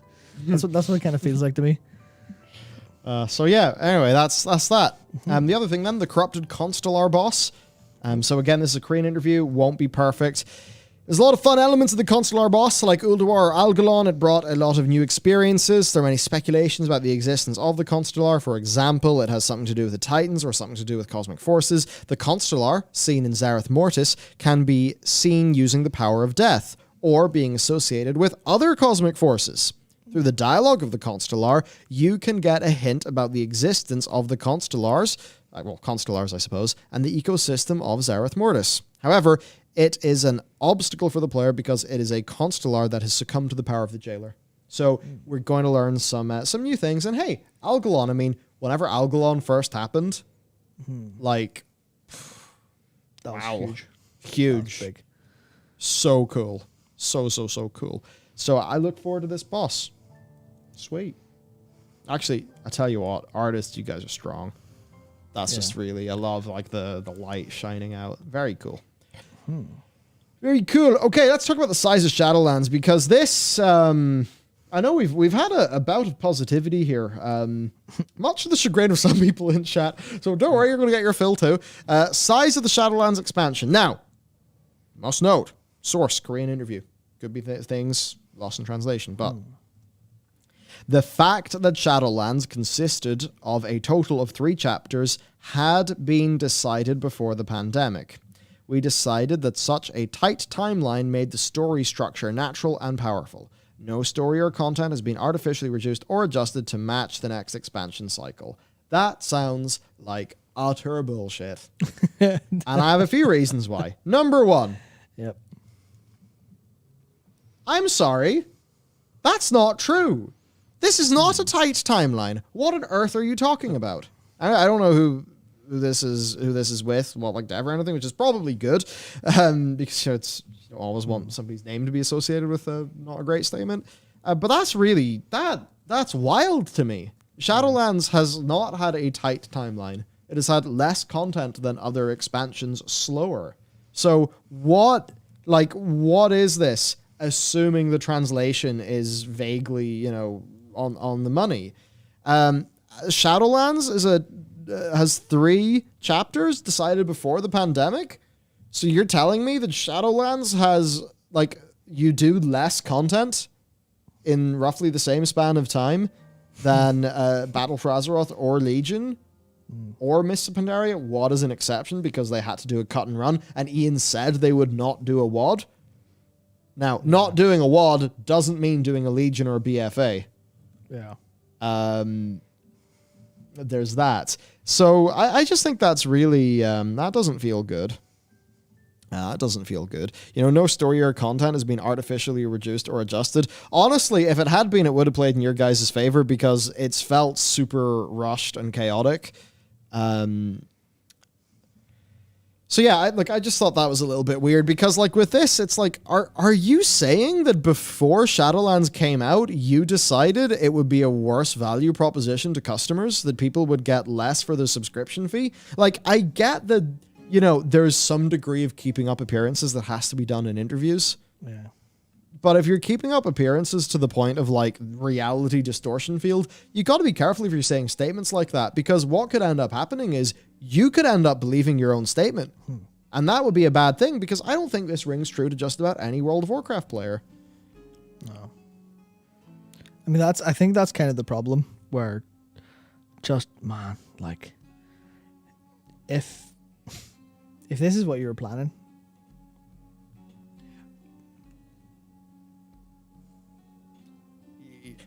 any excuses would be really good for your case right now. Yep. Any explanations, Absolutely. Yeah. So I think this is media training. I think this is talking points. I think this is, because here's the thing in media training, right? Whenever you go through a media training session, generally one of the things that you'll be, I guess, coached on, or one of the things that, they'll try to hit you on, because, there's no harm to the people doing the media training. They're just trying to ensure that you don't walk out and cause a big problem for your company. And, we all work in vaguely some form of business or group, right? So we all know what it's like, the idea of somebody, oh dear, Jim's ran his mouth and now there's a PR disaster. The marketing department are in chaos. The developers are running around in circles like headless chickens screaming, oh no, it's all failed. So that's why that, media training ends up having to happen. It teaches you, see, that's the thing. If you learn the right thing from your media training, it's like, the criticisms that are coming at you, and you're able to have an actual good human empathetic response to it that will be satisfying to everybody, that will do its job. But if that turns into more like, corporate hubris training, then that's not a good thing. Like, I went through media training recently, and I found it to be a very positive, valuable experience where, I got good feedback that, meant that I understood a little bit more about how I came across. And I thought that was a really valuable experience. At no point was I told, don't do that, don't say this, don't say that. It was more just pointers in the right direction. Yeah. Now, if media training ends up just being corporate hubris training, then ain't good. And it's just that thing, like, if they cannot admit that something not ideal has happened, the best thing they're able to do is sort of admit they did pull a WoD in WoD recently. Yeah. So look, this is in Korean, translated. It could be, it could be different. Some tone could be lost, etc., etc., etc.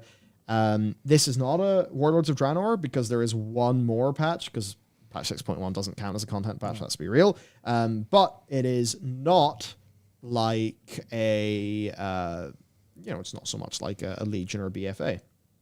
Whereas, BFA, it had 8.1 that added some features, decent enough patch for what it could have been. Yeah. It was more in the patch 7.1 style of being like a quick follow-up to the release, or a quicker follow-up to the release. But, you got 2 zones in 8.2. Yeah. You got... pretty good zones too. No zones in 8.3, but you did get, Horrific Visions. Yeah. And also... Horrific Visions is fucking awesome. Yeah. Great job. They didn't add zones to 8.3, but the reuse of the zones did add decent stuff. It did add, well-considered little spots of enemies and stuff, so not a ton it did, of, not but a ton of work, but... I didn't feel that it came together that well, and it did significantly impair my enjoyment of Horrific Visions, because I had to do the stuff to have the honor of doing the feature I wanted to. Yeah, of course. Yeah, that was a decision. But sorry, I was distracted there for a second because I was checking the amount of permutations in the PvP mode. If it's a solo shuffle, it's 10 matches, which is a lot. That's quite a lot. Interesting. Yep. Well, we'll see how it goes. We'll see how it goes. Oh, and then here's just a good point from Squishy. Why does Blizz... Squishy, by the way, absolute champion, does great work for Wowhead. It is, in fact, often Squishy and their guild that is why we get our big raid cutscenes. Yep, they turbo... I think Might, yeah. They turbo through a normal mode in order to get all of us the cinematic. Yeah. So props to Squishy and the Wowhead team. They put in a hell of a lot of work into providing us information for World of Warcraft. So why does Blizzard reveal everything systems related in a bunch of different interviews rather than announcing themselves? Yeah. I mean, I forget who it was, but their joke was like, why are we basically looking for Ian's WhatsApp messages to find out what's going on in this patch? Yep. Big true. I can't say too much else other than true. So there's also this week's updates and hotfixes. What's this? We got a brand new Murloc and a pet detective quest line being added to the game. Nice. What? It's the same thing as always, I think, with the like little secrets and pet stuff. I feel like that is basically whatever Jeremy Fiesel and his team can crunch in, they'll just be allowed to do it because it's just a little side thing. At least it feels that way. Where it's just, here you go. Here you go. Gear store, what? You get a mystery bundle. Funko Pop bundle. What's going on? You can get your Funko Pop and immediately throw it in the incinerator. Well, there it is. Okay, bye. Ship within 46 business days? Jesus. So it's a bit rough. I hope that's there, lads. I hope that's using some sort of location. So another thing, PvP weapon colors added in 9.15, new purple variants of the gear. So, you know what? Fair enough. They reverted the elite PvP set requirement back to 1800. So it used to be 1950 in 9.15. So that's a good thing. Pay less for your boosts. Also a clarification on the Desmodron teleporter. WAD Garrison mission table has been added to the companion app. Game fixed. Big news. Big news. Big. There we go. That's it. Done. Yep, that's the 9.2. Actually, we're not done. Sorry to tell you, Michael, we're not finished. We are not finished. Because, and I don't even mean this, we're not finished with World of Warcraft. Oh, there's new things? Yeah, they announced the anniversary awards. Let's go. Let's have a look at the anniversary, everyone. Hit up Bowhead there. Oh, I've put Owlhead. Owlhead. Actually, Owlhead is pretty accurate right now. That's you. Right, you know what? Let's celebrate 17 years of World of Warcraft because quite a few of them were pretty good. Pretty damn good indeed. Christ alive. So that's just how I speak. No, fuck that. That came off a lot more. Yeah. Was that about media training? A couple of the years were good. I feel like 2018 through to now is worthy of a little bit of a Yeah, but about it's 3 years. Oh boy. Past 400 years. Oh boy, take me back to Legion, please. Oh god, I remember the good days. Oh god, honestly, swear to God, what I wouldn't give to be progressing in Mythic Argus right now. Honestly. Imagine if we could go back in time to the start of Legion and do it, but we're in Recombined Might. Oh, we're in our guild. Could you imagine how great that would be? Yeah, we would have immediately, we would have all horribly died halfway through Emerald Nightmare and fallen out. Fantastic. Yep. That's it. Those Nithendra pools, they would have been the end of us. Oh, wait, no, we wouldn't have been doing Mythics, fine. Yeah? Oh, no, I suppose we wouldn't have been yet. We'd be heroics. God, Mythic Nightmare. Right, so, new rewards, Doomwalker World Boss. Blizzard have announced details of the upcoming anniversary celebration, new additions to the Time Walking vendor of the TBC World Boss Doomwalker. Oh, yeah, include a TBC. Sorry, my brain has turned into spaghetti. I will try again. There's a Doomwalker, and he gives a mount. There you go. There you go. There's a Doomwalker, he gives a mount. And rewards including a new Illidari Doomhawk mount. One of the purchasable rewards is a mechanized dragonling. They took the Steam Sale Incinerator, made it small, and inverted its colors. And then Doomwalker himself, the new world boss, has got a chance to drop an eye-level 226 version of his items from the loot table with a few extra drops, including a Kama's Edge one-handed axe. Yep. Pretty neat. Sound. And then to go over everything then. Yep. So, we'll get a gift package, which will have 200 Time Warp badges. Got one of those per character, right? Yes. Still tiny, considering you get 500 every time the event shows up. True. An invitation from the Time Walkers, which will start the Time of the Invitation quest, which will take you to Chromie in the Caverns of Time. You'll get your Celebration Firework and the Celebration Package, which increases XP gains by 17%. you know what? Back 7 years ago, it was 10%. Now it's 17%. The XP boost is getting bigger very slowly. Yeah, I feel like they're going to really run into problems once it's like World of Warcraft's 60th anniversary. Oh, They're I'll like, be shit. pretty rough. Shit. So there you go. You can get your sunglasses, your celebration wands that put your costumes on, Corgi Pup, the Cloak of War, the Van Cleef costume. That's fun. 50 charges. The inflatable Thunder Fury. Of course, the new ones, the Timeless Dragon dude. There's also the Corgi goggles and the Protector arm guards. Then classic bosses. So yeah, players at level 30 and above can take on Kazakh, Zuragos, and one of the 4 Dragons of Nightmare each day for some loot and time warped badges. These drop. Wait, what item do they drop at? Oh yeah, level 60 you can also get the following items. So from Time Walking Doomwalker. Time Walking Doomwalker. So there you go. Also, old AV back up again. Very fun. I would say it would have been nice if the little raid thing came back. No. Yeah, you're right, but I know why you're saying no. Yeah, you're because of Defile. Yeah, because Do you remember? Do you remember how long it took? Narthus to drop Defile, and then people wouldn't know what Defile is, and then everyone would die, and you have to start from the beginning again. It's cool. Which I think is very funny, considering Defile is a mechanic that players have access to. Very funny. Because it's the unholy DK one. But yeah, no, that's... Oh, Jesus, I have so many bad memories of that thing. It was such a cool idea, but they LFR'd it. But they tried not to LFR it, which meant people had no way of knowing what Defile was whatsoever, without looking up a guide from 2010. You know, I will say... Yeah. Let's make them individual. Let's add some more of them. Yeah. And let's make it be a big, cool event. Because Absolutely. I think we would all love to come together and celebrate all these cool bosses and cool things that happen in World of Warcraft. Because they are cool. They were cool. They are cool. It's great stuff. Yeah. I would love to see more happen. I think obviously that's not going to happen for this one. What is announced is what is announced. There's no time. But in the future, I would love to see them, really extend this event. Make it bigger, put more in there. And I'd love to see them do more for the other events that exist in the game as well. I think there's so much potential. Azeroth is a big, beautiful open world that we all, it's a special place in all of our hearts. And the more they can make those events and things pop, the better. I would actually say, look, if you were to tell me World of Warcraft 10.0, come home and have a pint, was coming out, and one of our expansion features is that we are doing a major, massive addition to almost every single holiday event in the game, then it's like, for my experience of the game, you're like, are you telling me that every 2, 3, 4 weeks, there's like a big, cool new thing to do in the game? What the fuck? Let's go. That's what it would be, wouldn't it? Yeah.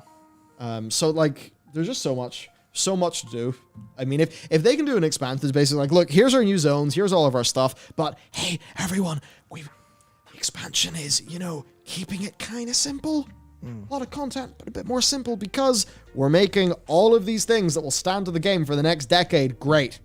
Yeah. I think it would fill me with so much confidence that those like fundamental investments in the world are being made, and I would be over the moon. Yeah. Hey, here's a really fun, not designed to be hard, but designed to be fun. 3 boss Brewfest raid. Have fun. Yo, man, give it to me. That'd be great. Yep. For all of the holiday. Yep. There's so much that could be done. Yeah, and then you could, maybe you get a daily bonus. Maybe you farm the bosses for some bonus stuff, and you just keep doing them. Everyone just fights the bosses all day long. Like, fun is fun. Yeah. Fun. Yeah. Mark says, how many pay-to-win microtransactions will your game have? All of them.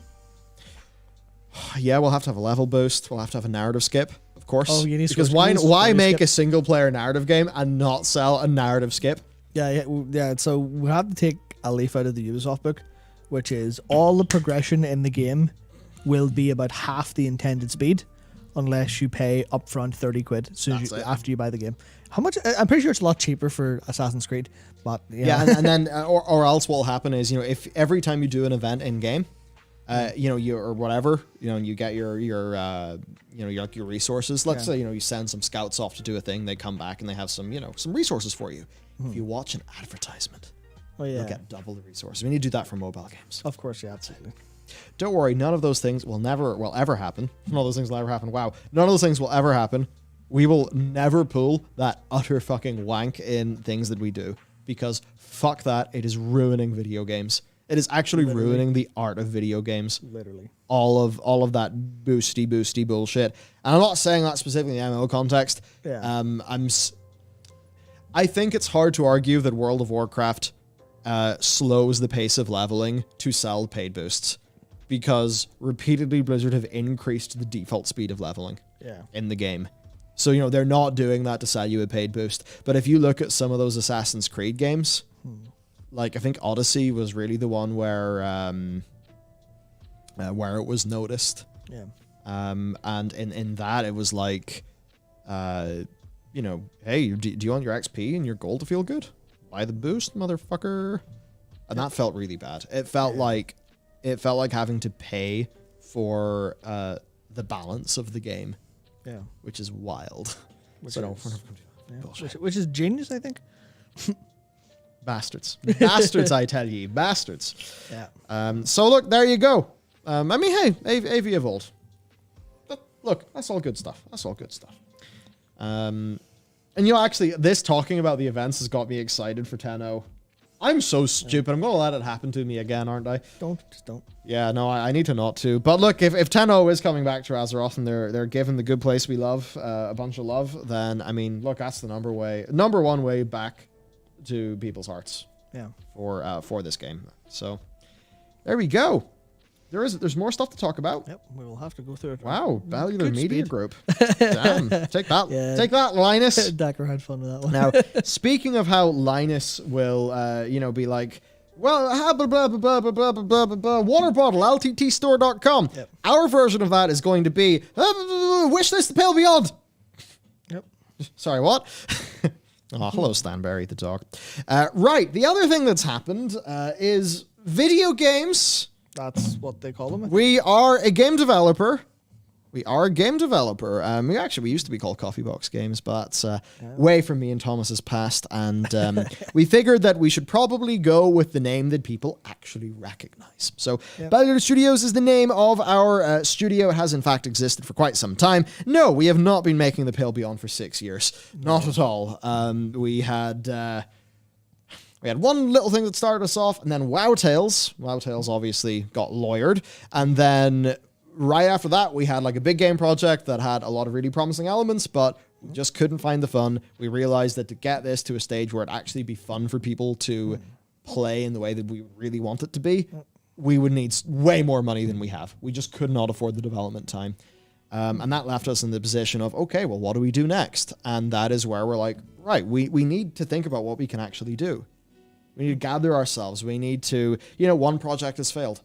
What are we going to do about that? We're going to embrace our failure, learn. And, from that, the Pale Beyond exists. But we can't just be like, hey, everyone, time to make a game. Okay. 2 years later, we have a game. Yeah. Because it takes money to make a game. People's wages. If you look at the, if you go to... Yeah, it's really annoying. You have to... Go to Bellular.games, our snazzy new website, and you go to Studio. Turns out you have to pay people. Yes. So it's very annoying. In terms of this, like Jackson's doing the accordion. By the way, Jackson Perotti is a YouTuber. You can check him out. Fucking great accordion content. Yes, he's not a full-time 40-hour a week. I don't draw a salary or anything from video games. I never have. But still, team. Now, the team is smaller at the start, but, it's grown, right? So it takes money to pay everybody. Obviously, right? But sometimes people, it's easy to forget how much 2 years of a whole bunch of people is, Yeah.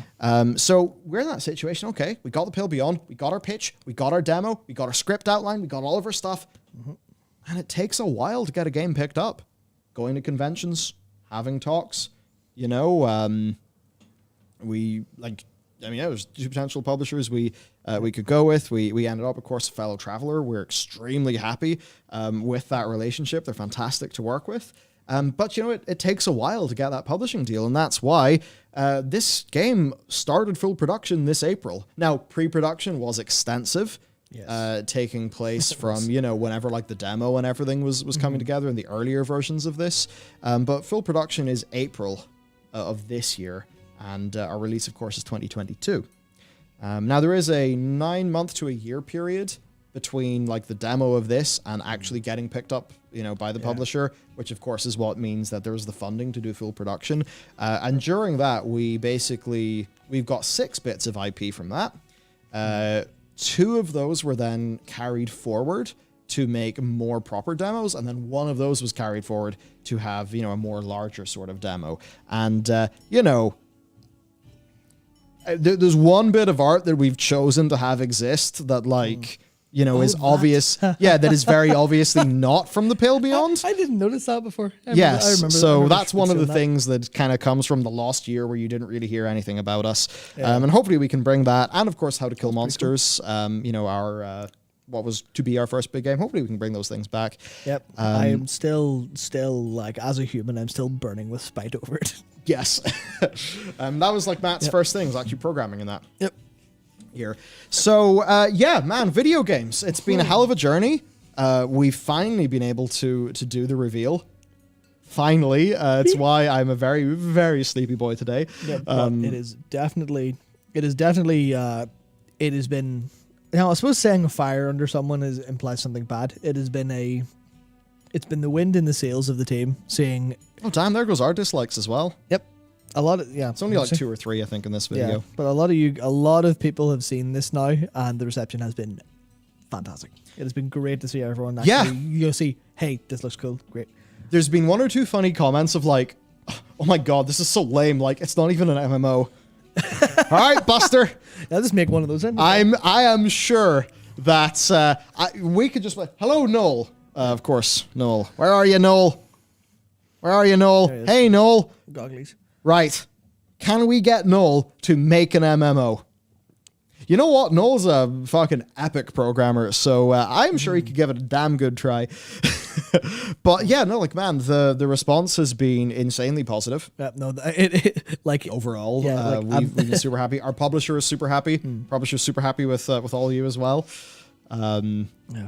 Yeah, man. So if you want to check things out, of course, here's the Bellular Studios YouTube page.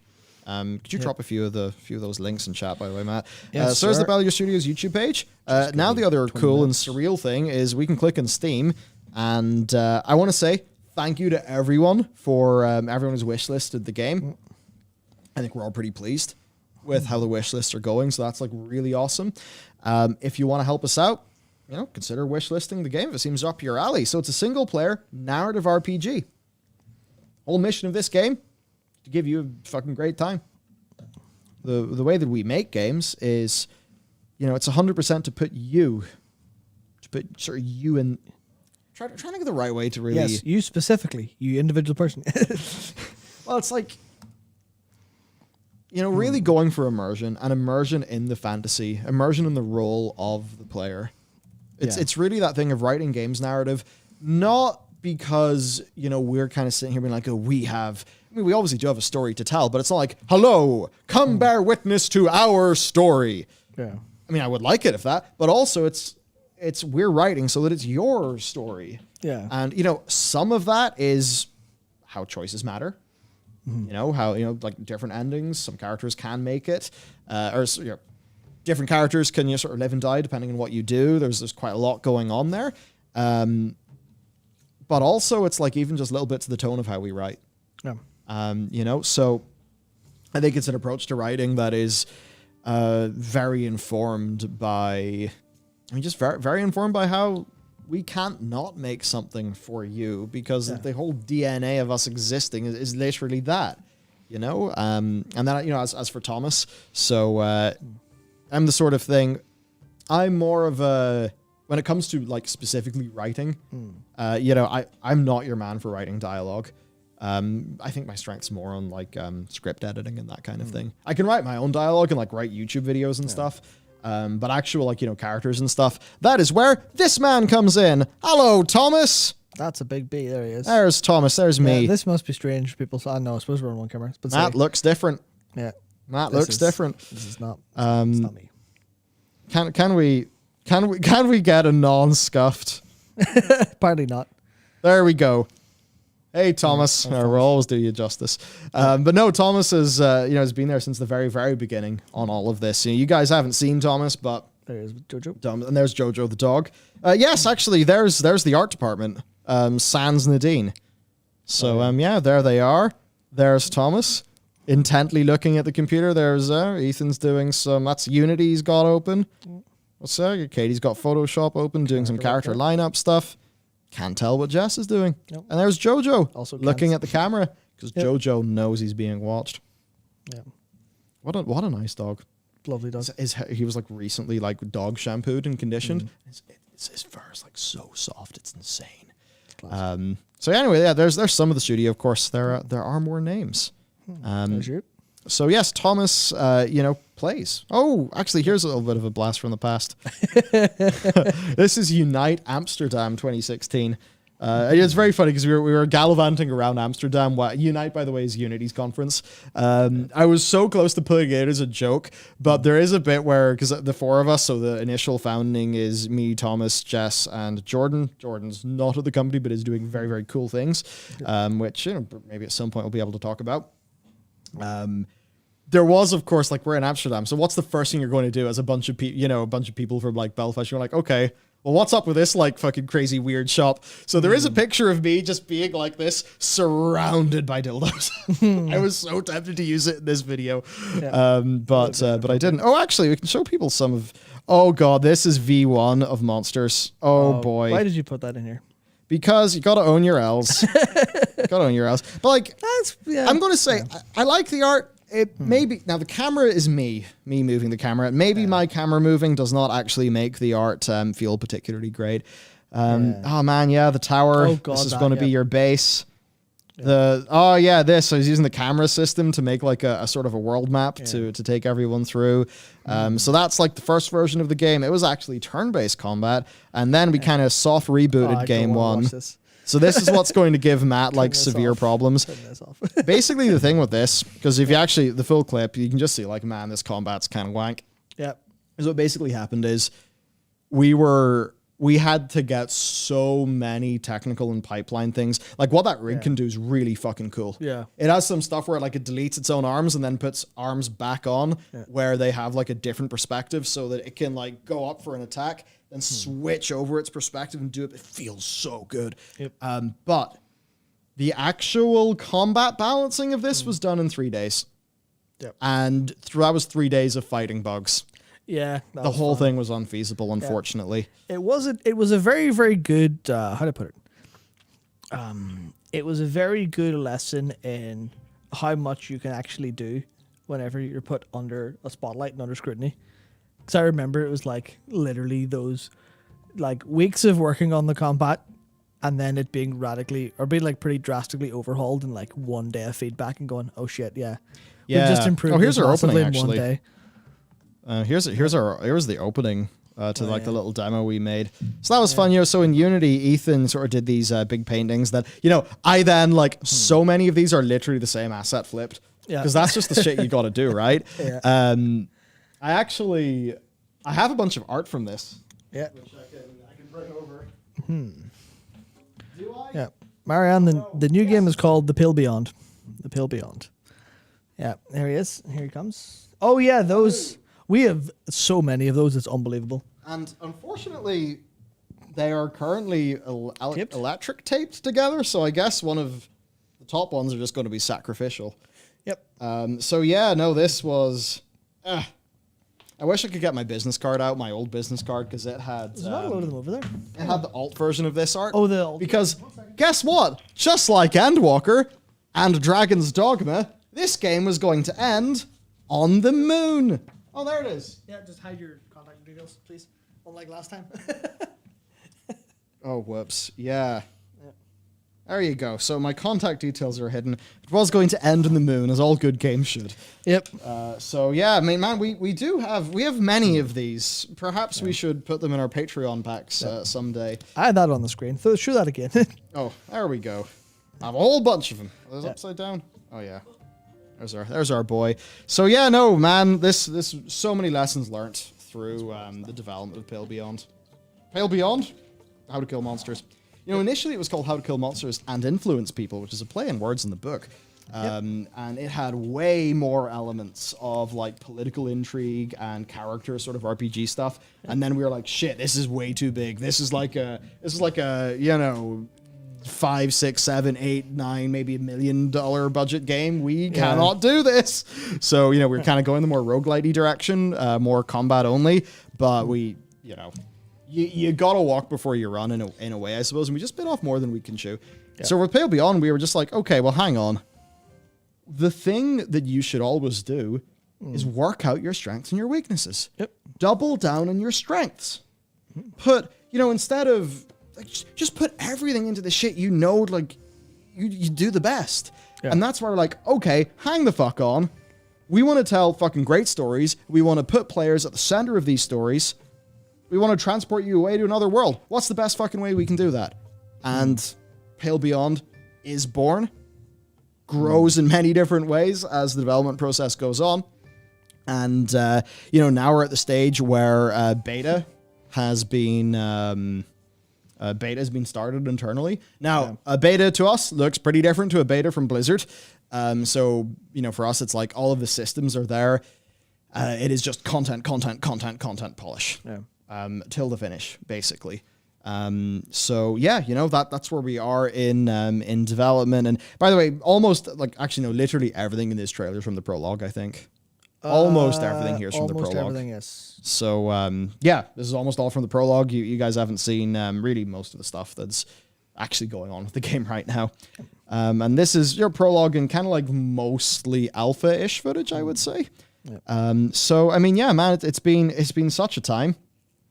It's been such a time. Yes, camp. Thomas has been doing some, you know, cool camp mechanics and stuff like that. So they've come along a long way. Yeah, I've come along a long way. Yeah. Right. So no, that's what it's been like. Yeah, you know, coming 2022, Pale Beyond. It's been fun. We're finally fucking there. Mm-hmm. Oh man, we're finally there. It's almost, you know, a bit crazy and surreal. Bit damn crazy and surreal. Trying to think what other things there are to say. So like I guess if you want to understand, you know, sort of who we are, what we're doing, like a little bit of history stuff, you know, check out my conversation here with Thomas. It's 21 minutes of company history, some anecdotes, stuff like that. Of course, there's the trailer if you want to spread that, you know, amongst your friends. Fun trailer. I edited this trailer myself based on a concept that's actually, I don't know if it's a done thing to say, so I won't. But, you know, based on that really, really good concept that was came up with, and then I ended up sort of getting the final edit together. And one of the really cool things is we got to work with Ian McElhenney from Game of Thrones, from Derry Girls, it gets Northern Ireland right. Like if you want to understand Northern Ireland, watch Derry Girls for sure. Yeah, just make sure you have subtitles on. You're going to need them. Yeah, you could have some struggles. We have a insane, like a completely insane density of accents per like square mile or whatever. Yeah. Bruce Bolton, no. Sir Barristan sell me in Game of Thrones. So, you know, I'll just get a picture of Ian. There we go. Yes, that one. He had an extremely untimely death in the show that pissed me off because it really cut the awesome stuff with that character, you know, down a bit. But I suppose what happens. But yeah, I mean, he did have so many great scenes in the show. But it's sort of thing.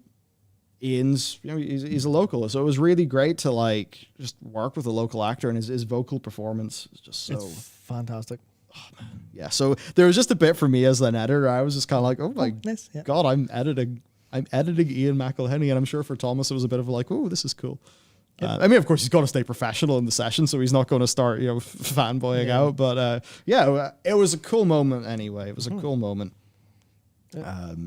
So yeah, has Dakor actually recreated the Steam page? He basically in Notion. Good that man. man has an attention to detail that I wish I had. So to run through some things. So yeah, I mean, here's like a little bit of camp scenery. Yep. So there'll be things like. I'm not too sure how much I'm supposed to even say mechanically because we're not supposed to like just flop all of our things out. So suffice to say, there's camp and you'll be involved in managing said camp. There'll be things going on. So here's a part of the gameplay loop with Templeton, who you could say in a way is your sort of, was it first officer kind of dude? Something like that, yeah. He's a fun boy. I like Templeton. But yeah, as you're kind of like going through the crew requests. So imagine here you're Picard. And it's time to deal with all of the different requests and things going on with the crew in your bridge, a little bit. There's a little bit of event art that Ethan did a while ago. So there's a little bit, for the team. So there's... He's even linked all these. He's even linked all the... Dakor is incredible. Holy shit. God, yeah, man. Wish list today. Wish list today. We go. And there's our publisher, there's us on Discord, and if you want to help us out, it is the wish list in Steam. That is, you probably hear this from every indie dev. Yeah, every indie dev's got a wish list in Steam banner and talking point going on everywhere.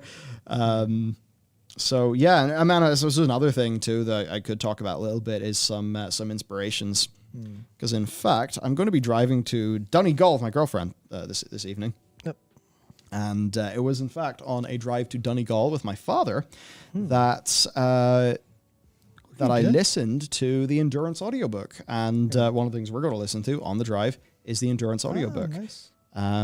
So, for some inspiration, now this is not a game that is set on Earth, right? We did want to carve that out for ourselves, not set on Earth. And, perhaps we have some greater ideas as to what can be going on in this fictional universe. That, we know a lot more about it than you do, or probably will. Number one, this is Tom Crean.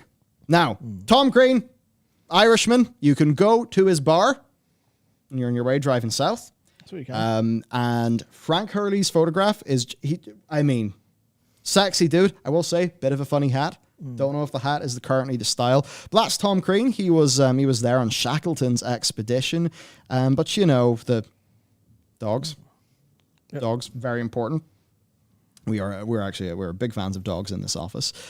So kind of going through the inspirations. But yeah, it was the tale of the Shackleton expedition that kind of got burned into my head as a kid. I think if memory serves, that's actually the Endurance. There's that the Endurance. Hang on, I could be using my marbles. It's just such an incredible story. And it's one of those stories where I just looked at him like, oh, well, you can see this as a game instantly. Not in a way where, it's like suddenly Shackleton is swashbuckling and, it's an action RPG, but like as a narrative game. So, those vibes that like, say, a Frostpunk will give you, I think there's quite a lot of similar things that we want to do to Frostpunk, even though we're an entirely different game to Frostpunk. Yeah. So, it's like a lot of those vibes, a lot of that player fantasy and experience told via different storytelling. So they're leaning a lot more in their like mechanics and stuff in Frostpunk. By the way, I fucking love Frostpunk. For us, a lot of that is like choices, characters, and of course the gameplay loop elements of as well of like managing your camp. You've got so many people in your crew. It's probably reasonable to do like a mild explainer of one or two little trailer bits. I won't do anything super major though. So where are you, crew manifest? Yes, there's the crew manifest, sort of split between the like the sailors, scouts, engineers, scientists, MISC, and then that's like some special items and things. But when it comes to like what you're doing, well, let's just say something needs to be done. Well, you're going to be delegating your crew. You're going to be working out who's doing what, how it's actually all going. And there's, you'll notice one or two things as we kind of look through those unit cards of having maybe some different traits and things. You can start to think about maybe how that will work.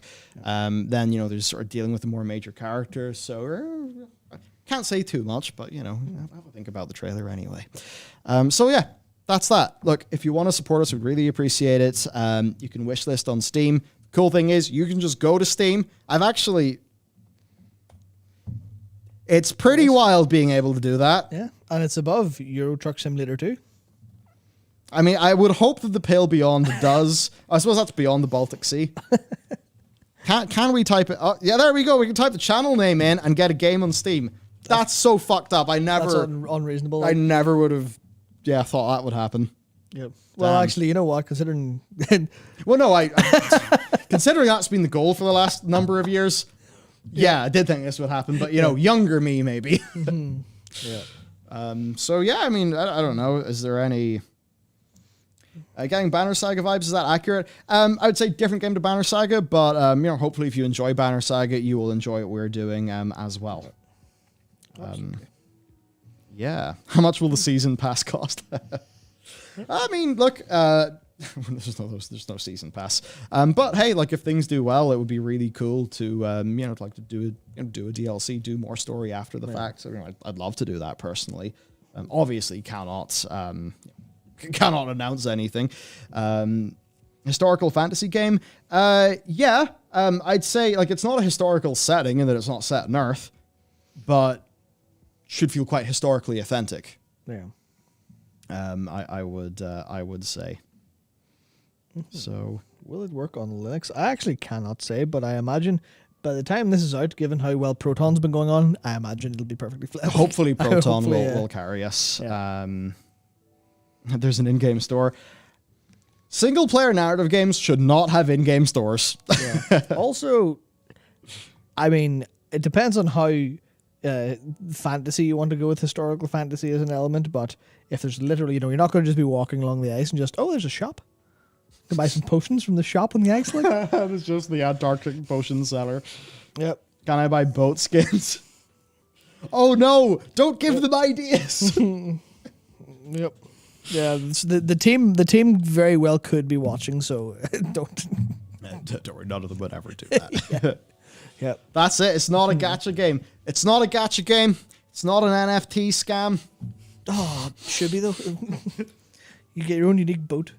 That's it. You get your own unique boat in this game, and then you can use it in Sea of Thieves. That's the NFT dream. Oh, Jesus Christ! What a world. That's it. Actually, that's the DLC. Or not the DLC. That's the like the pay to win mechanic. You just unlock a super submarine and you can just sort of float to the finish, just underneath everything done. Which actually doesn't at all work for Antarctica because it's actual fucking landmass. Oh yeah. Different to the North Pole. Yep. Is it a gacha game instead? If the team had their way, absolutely. Absolutely. Oh, that's it.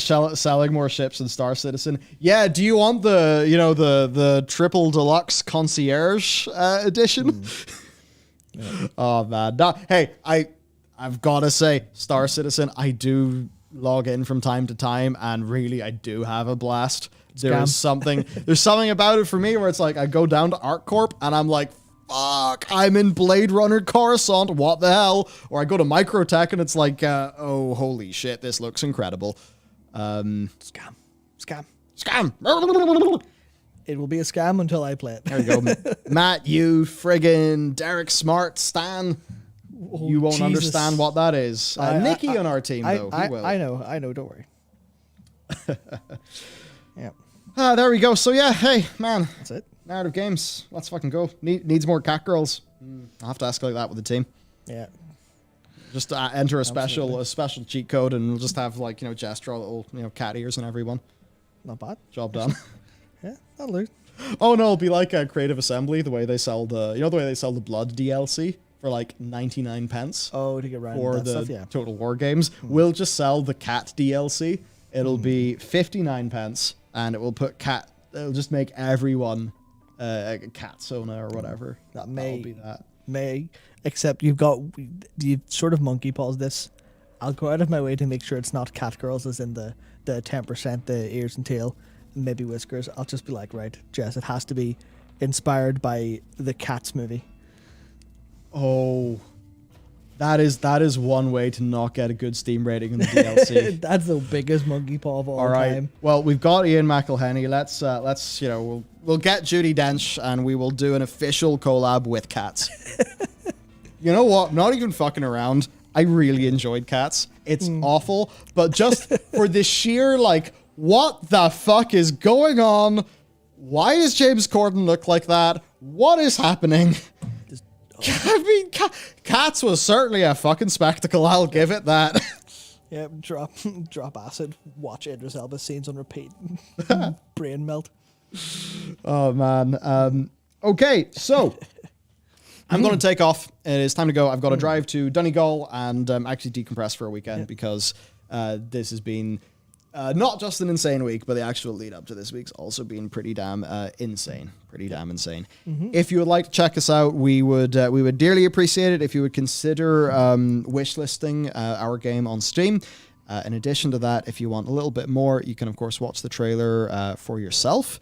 There's videos on all of our primary channels if you want a little bit of the story from me, and of course the Bellular Studios channel, which we're setting up, and over time we'll have more game development content there. I want to make really good content about making games and bring you guys along with us for the ride. Yep. So there you go. Steam, YouTube, etc. I'm sure Matt will be pasting some links into places and things. I would be if not for the fact I was just looking something up that someone talked about, so never mind. Oh dear. Never mind. We're okay. Cat girls, isn't he? I'm looking up the Lathe of Heaven, so Ah. a bit concerned about that. But anyway, here is the Bellular Games website, and upcoming soon is the man. I really should have like a way to have all these links stored somewhere, and that would make sense. Oh, make like a little keyboard macro thing. Yeah, and here's the channel, and then there we go. Yeah. And then Steam link on the way, and I'm definitely going to get wrecked by what do you call it doing this? Also web development. Yes. That was a part of it because like I edited the trailer, and then after I finished editing the trailer, I'm like, oh, okay. Oh wait, shit, we don't have a website. So then I had to do this, and the site's not perfect. I'm pretty happy with what I came up with, given the time. We built it in Squarespace, and got some nice, use the CSS and then the JavaScript injection to do the parallax scrolling effects, which now seems to be working on every device. Yep. But for a period of 18 hours, it mysteriously broke, and that absolutely gave me gave me the willies. Yeah, we were melted like so. Yep, Gave me the willies. But okay. There is some links spammed into chat. Yep. Check it out. Of course, we will be back with more content next week. Yep. Well, we'll be back with more content tomorrow. Actually, tomorrow, technically. Yeah, because I saw people were asking earlier on for an MSQ update from the man himself. Right. We'll have a video. Lightning one. There will be a full video on Stormblood. On 4.0. 4.0 very soon. I am in 4.1. I have not got to really make that much progress because this was reveal week for the game. So in a way, whenever Yoshida came out and announced the delay, I was like, thank God. Obviously I know that sucks for a bunch of people who've had their vacation plans and stuff messed up. Yeah, of course. But for my personal circumstances, it was kind of handy. Yep. And for if anyone is a little bit annoyed about it, it means we get 2 extra weeks of being able to give you guys content that would have been utterly irrelevant after Endwalker. Yes. Which includes what I plan to do on Monday is work on a nice little Endwalker theories video for people. So I don't know when that'll come out. Before Endwalker, of course. But that's what I'm going to do, so that'll be fun. Yeah, so it's all fun stuff. And in order to do that fun stuff, it's time to take off. Time to rest, time to recharge, and I can come back and hit it hard next week. Absolutely. All right, so Matt has spammed the links. You know where to find him. Thank you very much for hanging out with us tonight, everyone, and yesterday. Streaming's actually really fucking fun. Yep, it is. It really is indeed. So look, have a wonderful night.